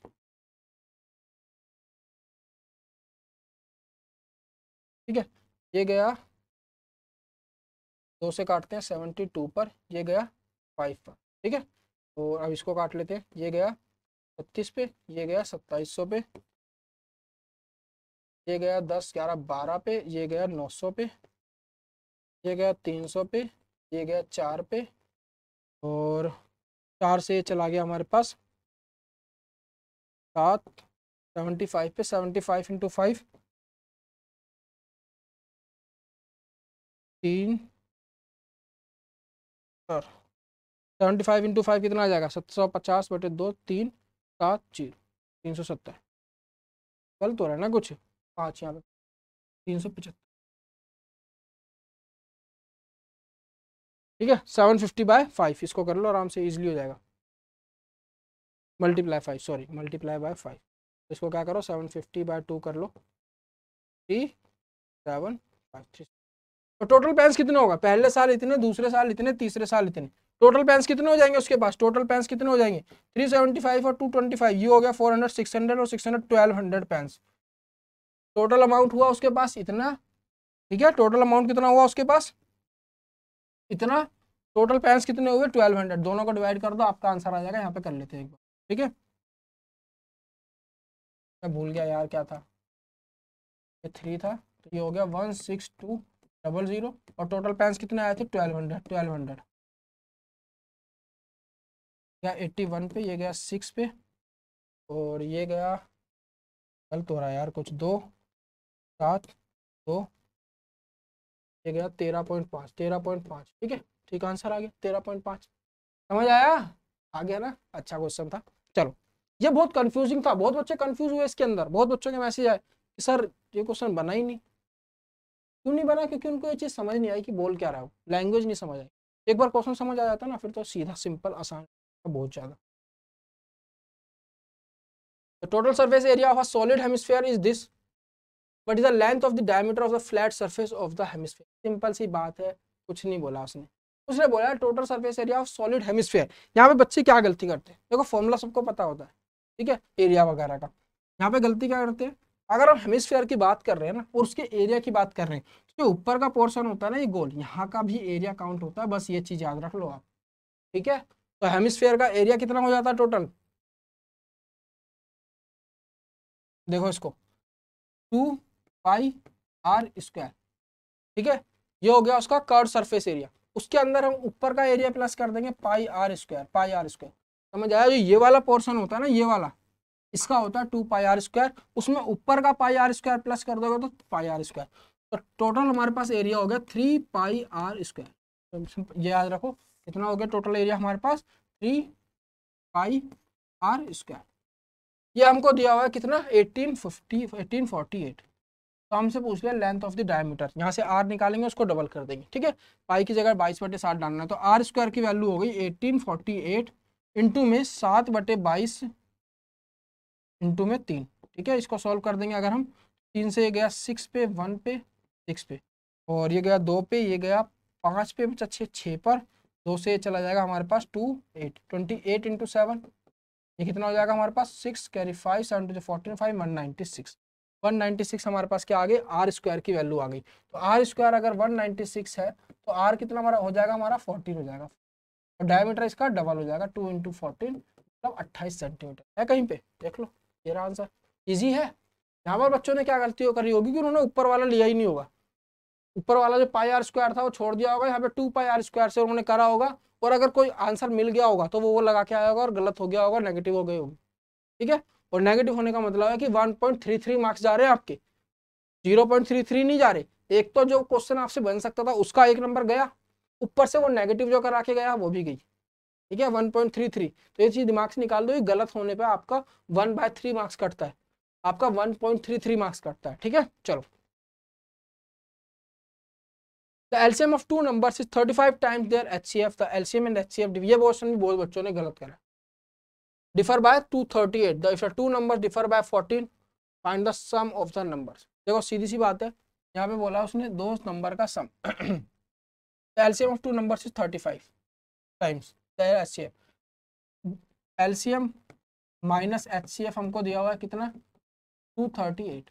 एलसीएम की वैल्यू दी हुई है 35 टाइम्स एचसीएफ, तो 35 times HCF minus HCF equals to 238। यहाँ से एचसीएफ की वैल्यू कितनी आ गई 238 डिवाइडेड बाय 14। इसको कैंसिल करो, सॉरी 34 को कैंसिल करोगे 7 से 2 पर, ये गया 17, 17 से 17 से ये 1 5 34 4 पे, ठीक है, ये हो गया 7। यहाँ से एचसीएफ की वैल्यू आ गई 7। अगर एचसीएफ आपका 7 है तो एलसीएम कितना हो जाएगा, एलसीएम कितना हो जाएगा हमारे पास, एलसीएम किसके बराबर था 35 टाइम्स एचसीएफ। 7 5 35 का 5 कर 245। एलसीएम पता चल गया, एचसीएफ पता चल गया 2 नंबर का। अब उसने बोला है if the 2 numbers differ by, इसको छोड़ो, यहाँ से देखो हम उन 2 नंबर को पता करते हैं। पहली चीज, अगर वो 2 नंबर्स को हम 7x और 7y मान लें, एचसीएफ कितना है हमारे पास 7, ठीक है 7, और इनका ये बराबर किसके हो जाएंगे एलसीएम इंटू एचसीएफ 7 इंटू, इसको लिख लो 35 इंटू 7, 35 इंटू 7, ठीक है, इस तरह से लिख लो। अब यहाँ से 7 से 7 कैंसिल, 7 से 7 कैंसिल, एक्स वाई की वैल्यू कितनी आ गई आपके पास 35। तो वो 2 नंबर आपके पता चल गए। अब यहाँ पे आप थोड़ा मैनिपुलेशन से निकाल सकते हो। अगर आप इसको वैसे भी कर सकते हो कि आपको 2 नंबर का मल्टीप्लिकेशन पता चल गया, डिफरेंस पता है 2 नंबर्स का, तो आप जो a plus b square a minus b square के फॉर्मूले से भी कर सकते हो, लेकिन उसमें बहुत टाइम चला जाएगा। यहाँ पर आप चेक कर लो, अगर 35 आ रहा है तो उसका मतलब 1 7 रहा होगा, 1 5 रहा होगा, या 1 5 रहा होगा 7 रहा होगा, नहीं हो रहा होगा।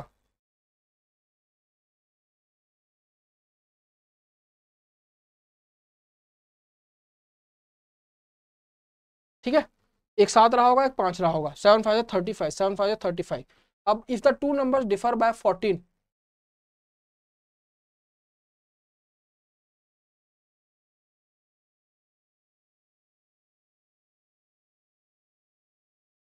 यहाँ पे कुछ गड़बड़ हो रही है ना।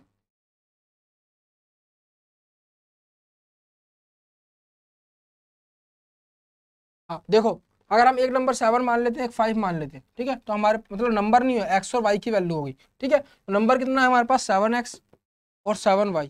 7x वाला कितना हो जाएगा 7 इंटू 7 49, और ये हो जाएगा 7 इंटू 5 35। तो हम चेक भी कर सकते हैं, 49 में से 35 गए तो 14 तो डिफरेंस 14 है, तो इनका एडिशन कर दो, कितना आ जाएगा हमारे पास 184 आ जाएगा। 84 यहाँ पर इसका आंसर था। ठीक है, समझ आया। चलो थोड़ा जल्दी जल्दी करते हैं क्योंकि क्लास काफी लंबी हो रही है। The slant height of a right circular cone is 13 centimetre and area of base is this, find the volume of the cone. Cone की वॉल्यूम निकालनी है। पहली चीज कॉन की वॉल्यूम होती है 1/3 पाई आर स्क्वायर एच। यहाँ पे पाई की वैल्यू पता होती है, आर और एच की हमें पता होनी चाहिए। इस तरह से अप्रोच करा करो, क्या क्या चीज हमें चाहिए इस तरह के क्वेश्चंस में।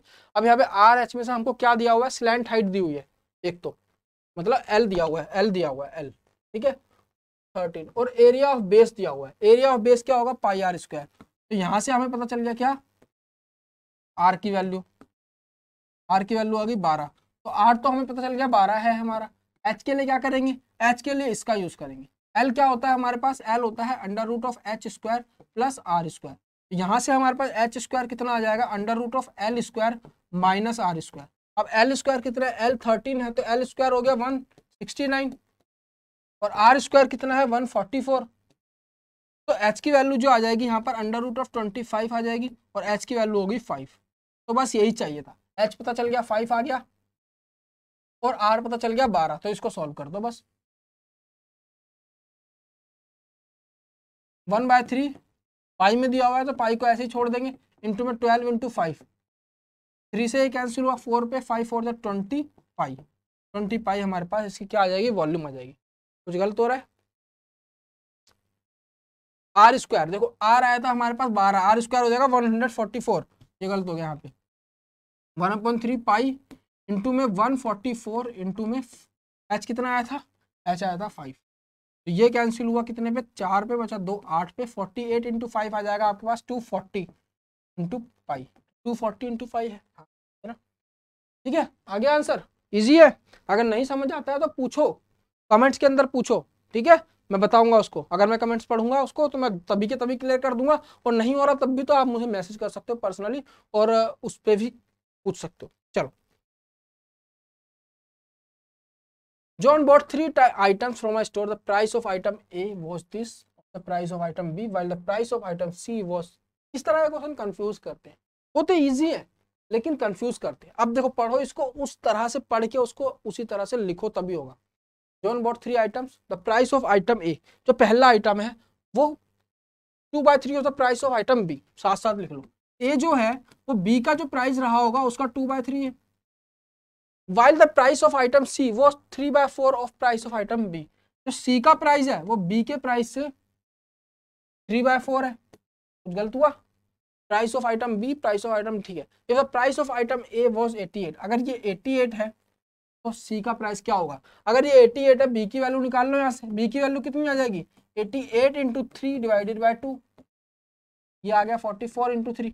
अब C की वैल्यू निकालनी है तो इस B को यहाँ पुट कर दो, अब क्या हो गया 3 इंटू 44 इंटू 3 डिवाइडेड बाय 4, 4 से ये गया 11 पे, 3 3 जा 9 और 9 इंटू 11 99 आपका यहाँ पे आंसर आ जाएगा 99। ठीक है, इजी था बहुत। देखो इसको कभी सॉल्व मत करा करो, अगर आपको आगे इसको कहीं पे पुट करना है ना, पुट करने के बाद सॉल्व करा करो।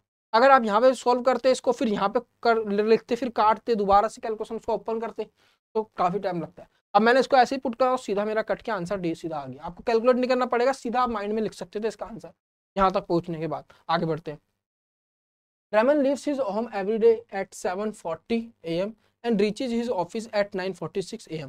One day he left his home at 7:40 a.m. but traveled 1/4 of the distance at this speed and बाकी distance at this speed.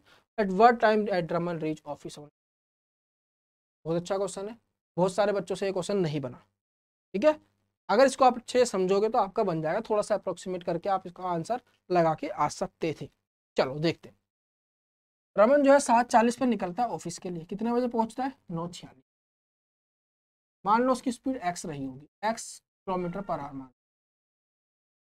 ठीक है, अब एक दिन क्या हुआ, वो 7:40 पर निकला तो सही, लेकिन जब वो ऑफिस पहुंचा यहाँ पर, तो उसने अपना आधा डिस्टेंस, आधा मान लो ये डिस्टेंस था d, तो उसने जो 6/7 1/4 डिस्टेंस, 1/4 डिस्टेंस मतलब d/4 डिस्टेंस जो है वो उसने किस स्पीड से कवर किया?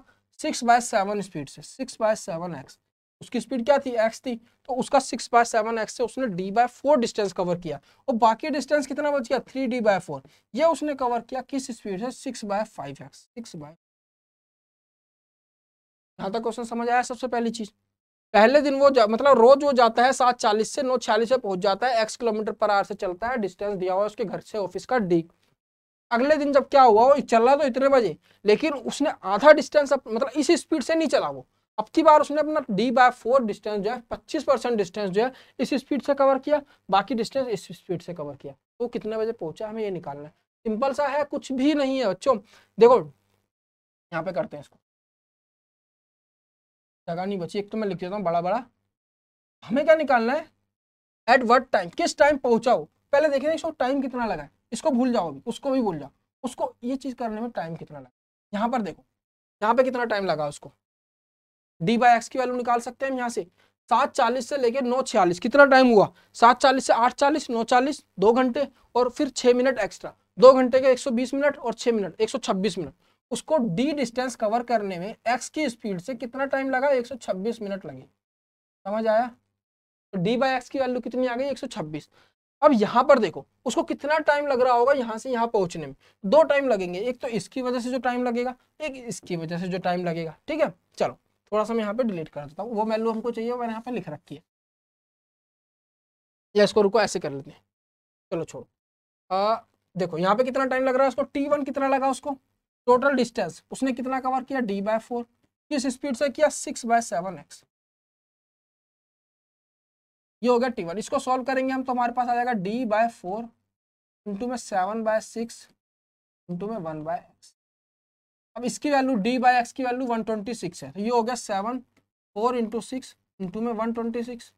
इसको सॉल्व कर देंगे हम अगर, तो ये गया 2 पे, ये गया 63 पे। ठीक है, 63 पे, तो इसको यहीं पे छोड़ देते हैं। चलो 63 इंटू 7 डिवाइडेड बाय 6 2 12।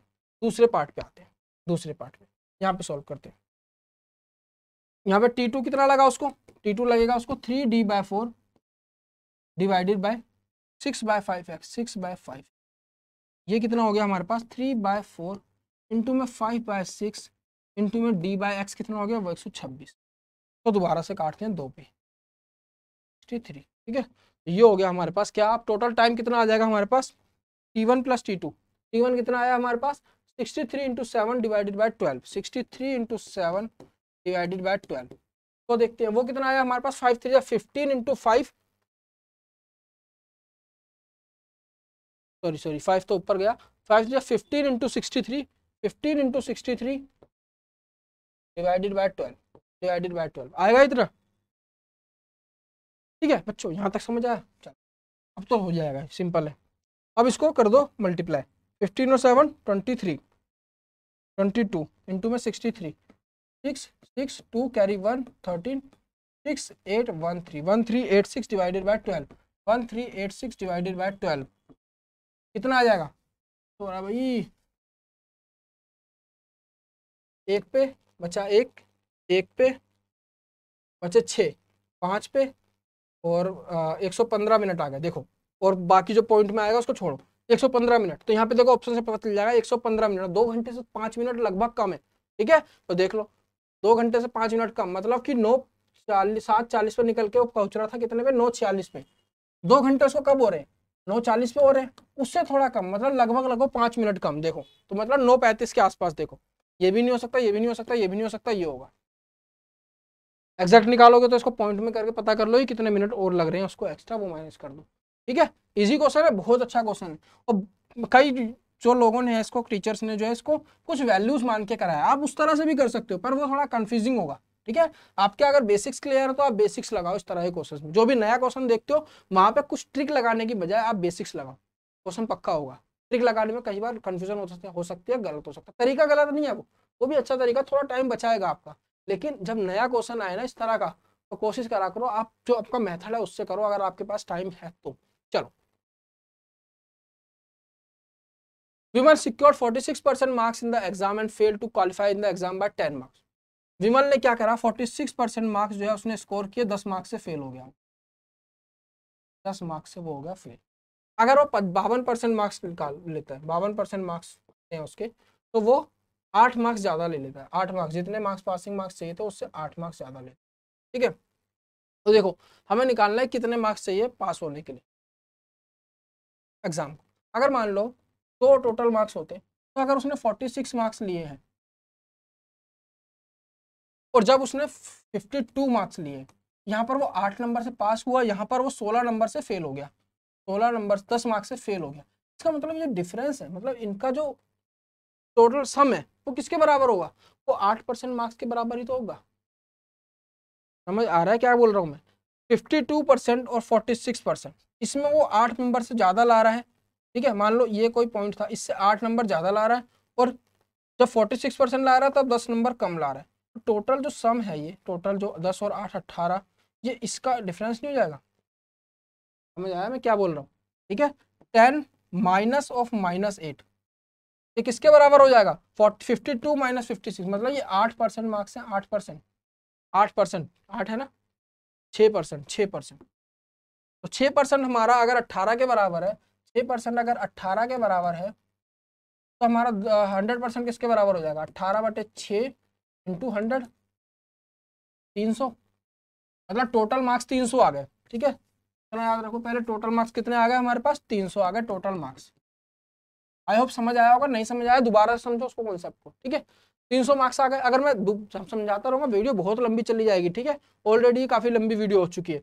300 मार्क्स, अब देखो अगर उसने 46% निकाले तो 10 नंबर से फेल हुआ है वो, 46% कितना आ जाएगा इसका, 100 का 46%, 46 होता है, 300 का कितना हो जाएगा, 3 टाइम्स कर दो, 46 इंटू 46 इंटू 46, 50 50 50, 150, 138 आ गया, 138। अब वो कितने नंबर से फेल हो रहा है, इसके अंदर 10 नंबर से फेल हो रहा है। ठीक है, 10 नंबर से फेल हो रहा है, इसका मतलब 148 मार्क्स रहे होंगे, 148 मार्क्स रहे होंगे। इजी है, चलो। Which of the following number is not divisible by 9, simple सी बात है, सबको ऐड कर करके देखो, जिसका सम 9 से डिवाइड हो रहा होगा वही आ जाएगा। ठीक है, या फिर सबको खुद 9 से डिवाइड करके देख लो। देखो ऐड करो, 7 7 14 8 22 3 25 तो 27, 27 डिवाइड होता है 9 से। ठीक है, 3 5 8 to 10 5 और ये 18, ये भी होता है। 4 9 4 13 1 14 और 14 18, ये भी होता है। 5 4 9 3 12 9 12 9 21, ये 9 से डिवाइड नहीं होगा, तो यही आपका आंसर हो जाएगा। ठीक है, चलो पता है ना 9 की डिविजिबिलिटी कैसे चेक करते हैं, सबको ऐड कर दो, अगर जो सम आ रहा है उनका वो 9 से डिवाइड हो रहा है तो इसका मतलब पूरा नंबर 9 से डिवाइड हो जाएगा। A and B can do a piece of work in 48 days, B तो सिर्फ 60 दिन में कर देता है। अगर दोनों एक साथ काम करना स्टार्ट करते हैं और बी 15 दिन पहले, खत्म होने के 15 दिन पहले खत्म कर छोड़ देता है काम को, तो दोनों ने कितने दिन साथ में काम किया वो निकालना। इजी क्वेश्चन है। देखो ए और बी को कितना टाइम लग रहा है 48 डेज, बी को अकेले को कितना टाइम लग रहा है 60 डेज। ठीक है, तो अगर मैं इनका एक दिन का काम निकाल लूं, इन दोनों का एलसीएम लो। ठीक है, एलसीएम कितना आएगा इसका 240, 240 इसका एलसीएम आ गया। तो ए प्लस बी ने कितना यूनिट काम किया एक दिन में और बी ने कितना यूनिट किया वो निकाल लेते हैं। ए प्लस बी ने किया 48 को इससे करेंगे तो 5 यूनिट काम किया और इसने किया 64 यूनिट का बी ने। ठीक है, बी जो है एक दिन में 4 यूनिट काम कर रहा है और ए प्लस बी दोनों मिलकर 5 यूनिट काम कर रहे हैं एक दिन के अंदर। ठीक है, अब बी ने 15 दिन पहले छोड़ दिया, तो हम बी का 15 दिन का काम निकालें अगर तो कितना आएगा 15 × 4 60 यूनिट, 60 यूनिट काम। तो अगर मैं इस 60 यूनिट काम को और बढ़ा दूं तो वो जो टाइम पीरियड जितना टोटल काम होगा सारा का सारा मिलके किसने करा होगा ए प्लस बी ने। मतलब ए प्लस बी को कितना टाइम लगेगा, ये 60 यूनिट काम उसने नहीं करा बी ने। ठीक है, तो अगर मैं इसके अंदर 60 यूनिट काम बढ़ा दूं, टोटल के अंदर 240 के अंदर 240 के अंदर मैं 60 यूनिट काम बढ़ा दूं, ये काम हुआ तो है लेकिन किसने करा है ए ने करा है। 60 यूनिट काम जो बी ने नहीं करा वो ए ने करा है। तो अगर मैं इसको टोटल वर्क के अंदर बढ़ा दूं तो अब जो टाइम लग रहा है दोनों को खत्म करने में, 300 यूनिट वर्क को काम को खत्म करने में दोनों को टाइम लगेगा 9 के हिसाब से नहीं 5 के हिसाब से, क्योंकि दोनों को मिलकर 5 यूनिट काम कर रहे हैं। तो कितना लगेगा 60 यूनिट 60 डे, तो 60 और 15 दिन पहले किसने छोड़ा है बी ने, तो 60 में से 15 गए 45, तो 45 यहाँ पर इसका आंसर हो जाएगा। 45 डेज के बाद तक जो है ए और बी ने काम किया, उसके बाद 15 दिन जो बचे उसमें सिर्फ ए ने काम किया। ठीक है, इसके अंदर लॉजिक यही था कि जितने दिन पहले बी ने छोड़ा उतने काम को ऐड कर दो और देख लो कि दोनों को अब कितना टाइम लग रहा है उस काम को खत्म करने में, फिर उससे 15 दिन उसके माइनस कर दो बी के। यहाँ पर बहुत बच्चों ने गलती करी है, उन्होंने यहाँ पर जो 60 डेज थे ना, सॉरी 48 डेज थे, इसमें से 15 दिन माइनस कर रहे थे। ठीक है, वो गलत चीज है। चलो, what is the difference between the LCM and HCF of 24 and 18? कुछ नहीं करना, 24 और 18 का एलसीएम और एचसीएफ निकालो और उसका क्या कर दो डिफरेंस निकाल दो। तो एचसीएफ क्या आ जाएगा इसका, देखो सिंपल सा 6 आ जाएगा, देख के पता चल रहा है वहां पे। ठीक है, नहीं पता चल रहा तो निकाल लो उसको, ईजी है। एलसीएम निकाल लेते हैं यहाँ पे इसका 24 18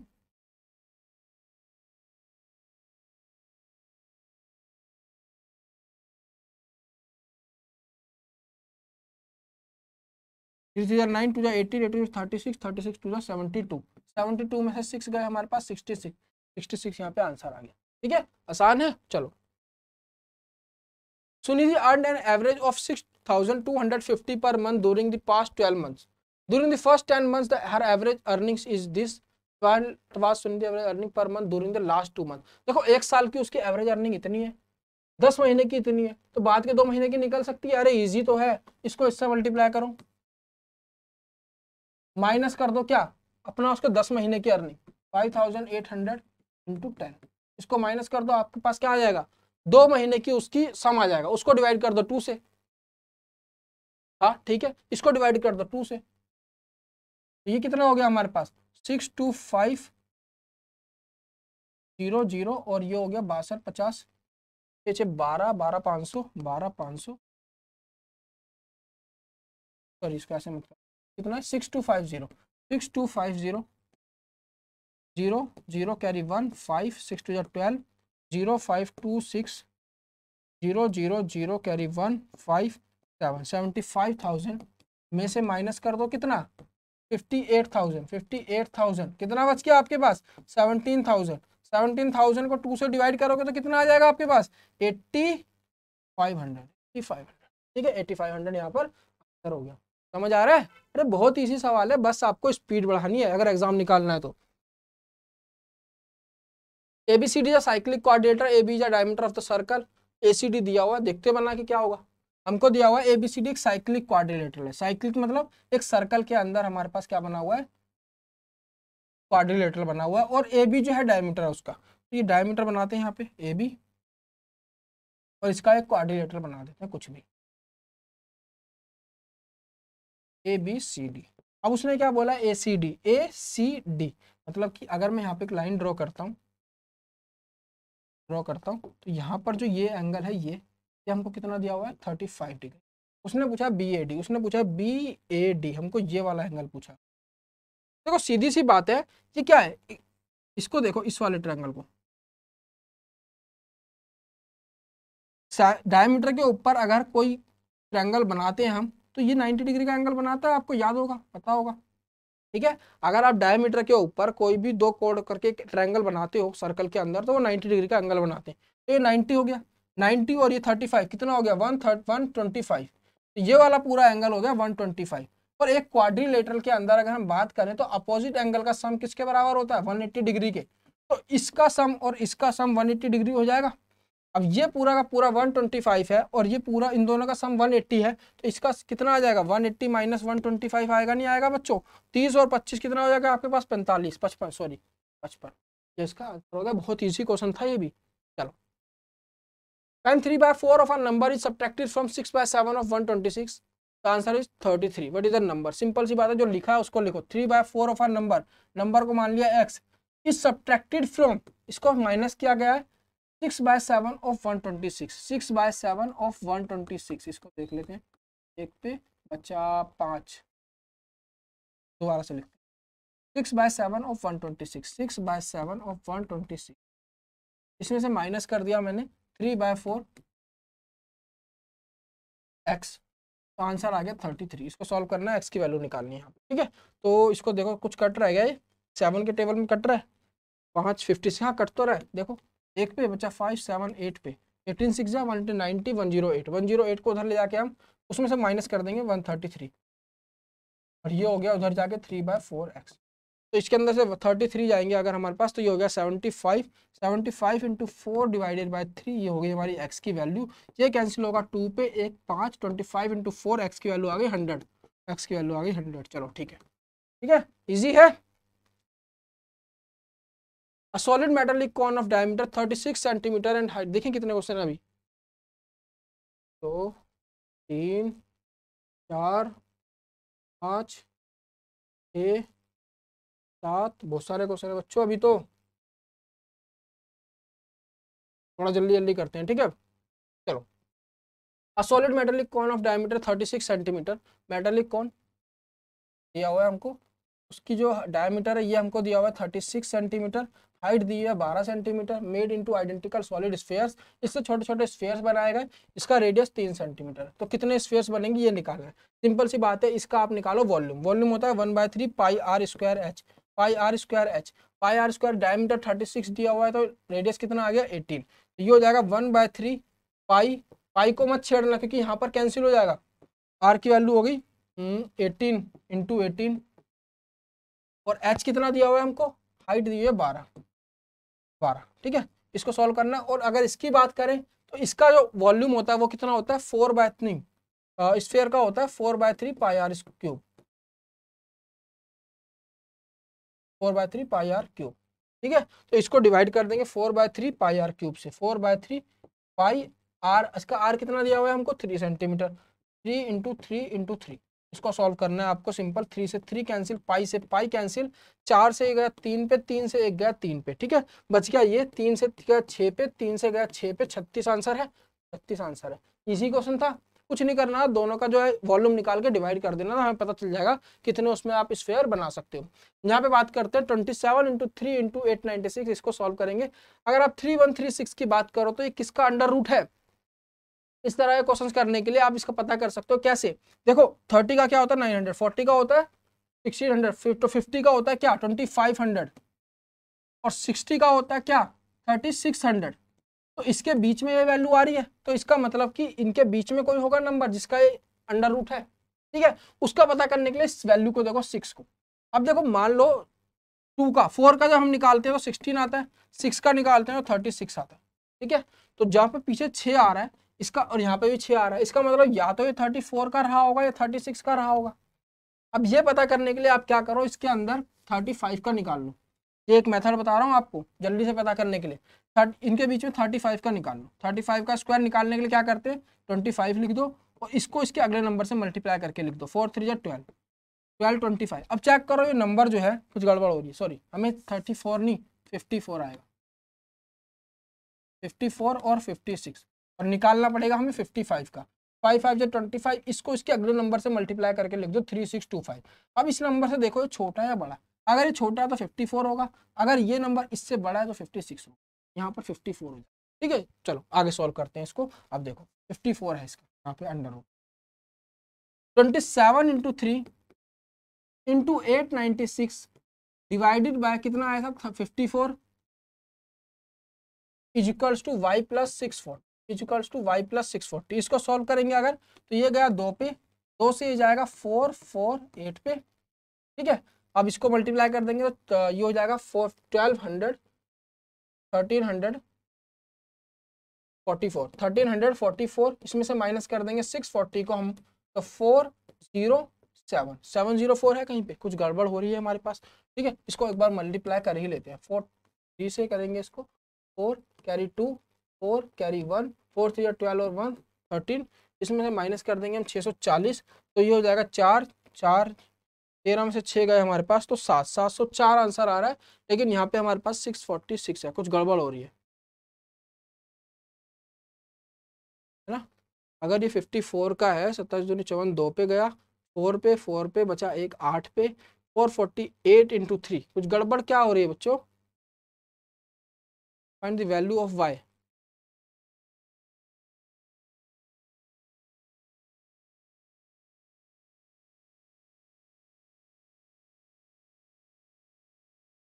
फोर 8 3 24 का 4 कैरी 2 4 3 12 और 2 14 का 4 कैरी 1 4 3 12 और 1 13 13 44 में 640 गया 4 0 704। कुछ गड़बड़ हो रही है इसके अंदर, वैसे इजी है, कुछ नहीं है, कुछ ना कुछ तो। अगर मैं 36 ले लूँ,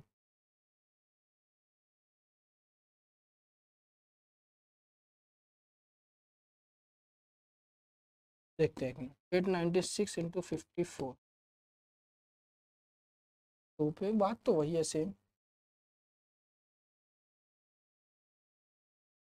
यहाँ पर गलती ना ये है कि ये कुछ गलती हुई, देखो देखो दोबारा देखते हैं। हमें पता है या तो ये 54 होगा या 56 होगा। 55 का अगर हम निकालते हैं तो 25 6 5 30, इस वैल्यू से देखो ये वैल्यू ज़्यादा है, तो ये आंसर होगा। मैंने गलती कर दी, इस वैल्यू से चेक करना, इस वैल्यू को 56 होगा यहाँ पर, तो 56 लेके अगर चलेंगे हम यहाँ पे तो इजीली हो जाएगा। देखो 27, ऐसी छोटी छोटी गलतियाँ कई बार हो जाती है समझाने में। ठीक है, डिवाइडेड बाय 56 56। ठीक है, अब देखते हैं 3 से इसको कैंसिल कर दो, नहीं चल रहा, 3 से नहीं कट रहा। 27 इंटू 3 इंटू 896 डिवाइडेड बाय कितना 20 50, इसको कैंसिल करते हैं हम किससे 2 से, 2 8, इसको करेंगे 4 4 8, इसको करेंगे 14, इसको करेंगे 2 2 4, ये कैंसिल होगा अभी 7 पे, ये 1 1 2 पे, अब कुछ कैंसिल हो रहा है।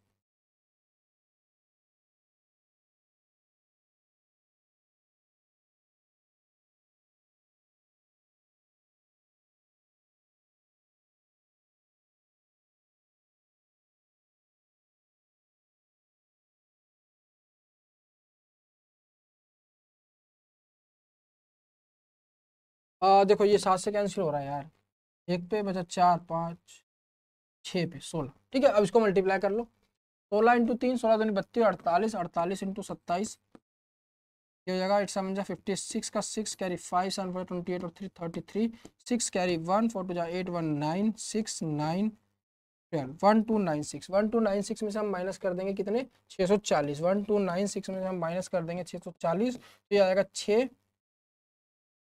5 656 656 यहाँ पे इसका आंसर आ जाएगा। ठीक है, हो जाती है थोड़ी बहुत ना गलतियाँ कई बार समझाने में। एक तो बोर्ड इतना बड़ा है, हम इसमें पास खड़े हैं, चीजें सारी एक साथ माइंड में नहीं चलती है, ठीक है, जहां पर हम देख रहे होते हैं वहीं पे नजर होती है, और दूसरी चीज समझाने में थोड़ी सी चीजें मिस होती हैं। अ 2 digit positive number is such that the product of its digit is 24। दो नंबर है, उनका प्रोडक्ट 24 है।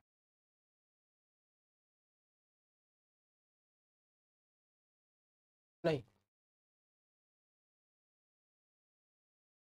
ठीक है, 2 digit positive number is such that the product of its digit is 20 when 18 is added to the number the digit interchange their places which smallest positive number should be subtracted from the given number to make it a perfect square।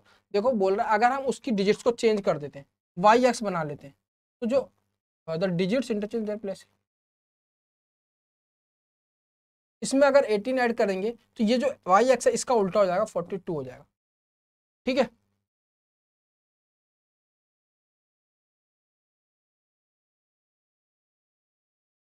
when 18 is added to the number,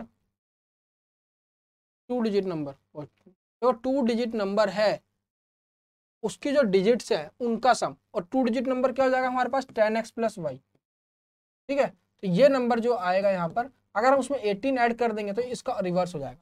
देखो इस चीज को देखो, इसको भूलो अभी, Y x 12 है, इसका मतलब यहाँ पर एक्स और वाई की क्या क्या वैल्यू आ सकती है वो देखो, 24 into 1,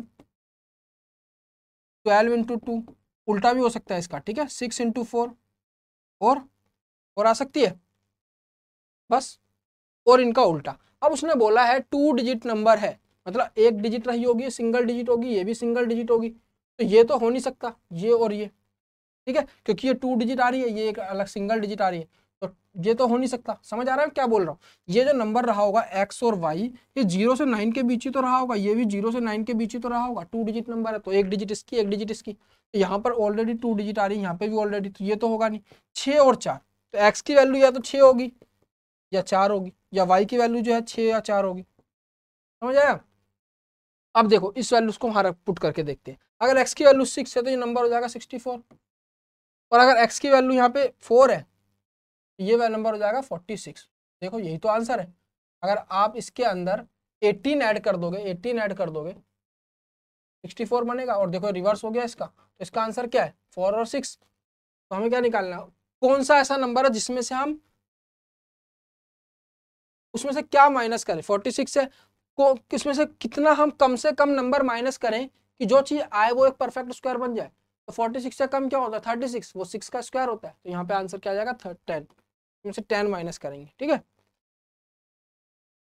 what is the median, median के लिए क्या करना है, इन सबको क्या करना है आपको अरेंज करना है असेंडिंग ऑर्डर में, और उसके बीच की वैल्यू निकाल लेनी है। तो असेंडिंग ऑर्डर में करोगे तो 2, 5, 7, 8, 11, 14, 15, 7 है ना, 1 2 3 4 5 6 7, 1 2 3 4 5 6 7, इसके अंदर मिडिल वैल्यू देख लो 8, 8 आपका आंसर हो गया, ठीक है, ये तो इजी था। The length and width of a rectangular plot of land are, कितने बचे हैं क्वेश्चन, तो तीन क्वेश्चंस बचे, चलो इसको खत्म करते हैं जल्दी से। Length and width of a rectangular plot of land are 10.5 metre and 8 metre respectively, find the cost. कुछ नहीं करना है यार, लेंथ और विड्थ दी हुई है, एरिया निकालो, कॉस्ट से मल्टीप्लाई कर दो, ठीक है।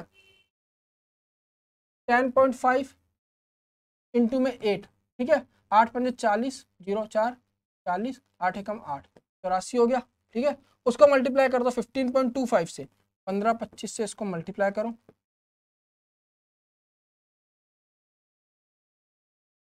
15.25 से सॉरी मल्टीप्लाई करना है किसको 84 को, 5 4 20, 0 2 4 2 8 2 10 का 0 कैरी 1, 21 का 1 कैरी 2, 4 1 4 2 6 इंटू में 8 5 40 का 0 4 कैरी 4, 8 16 और 4 20 का 0 कैरी 2, 8 5 40 और 2 2 कैरी 4, 8 8 12, ठीक है, 0 0 1 8 2 1, 2 के बाद है 1 2 8 1 आ गया, 1 2 8 1 आ गया आंसर, ठीक है। चलो,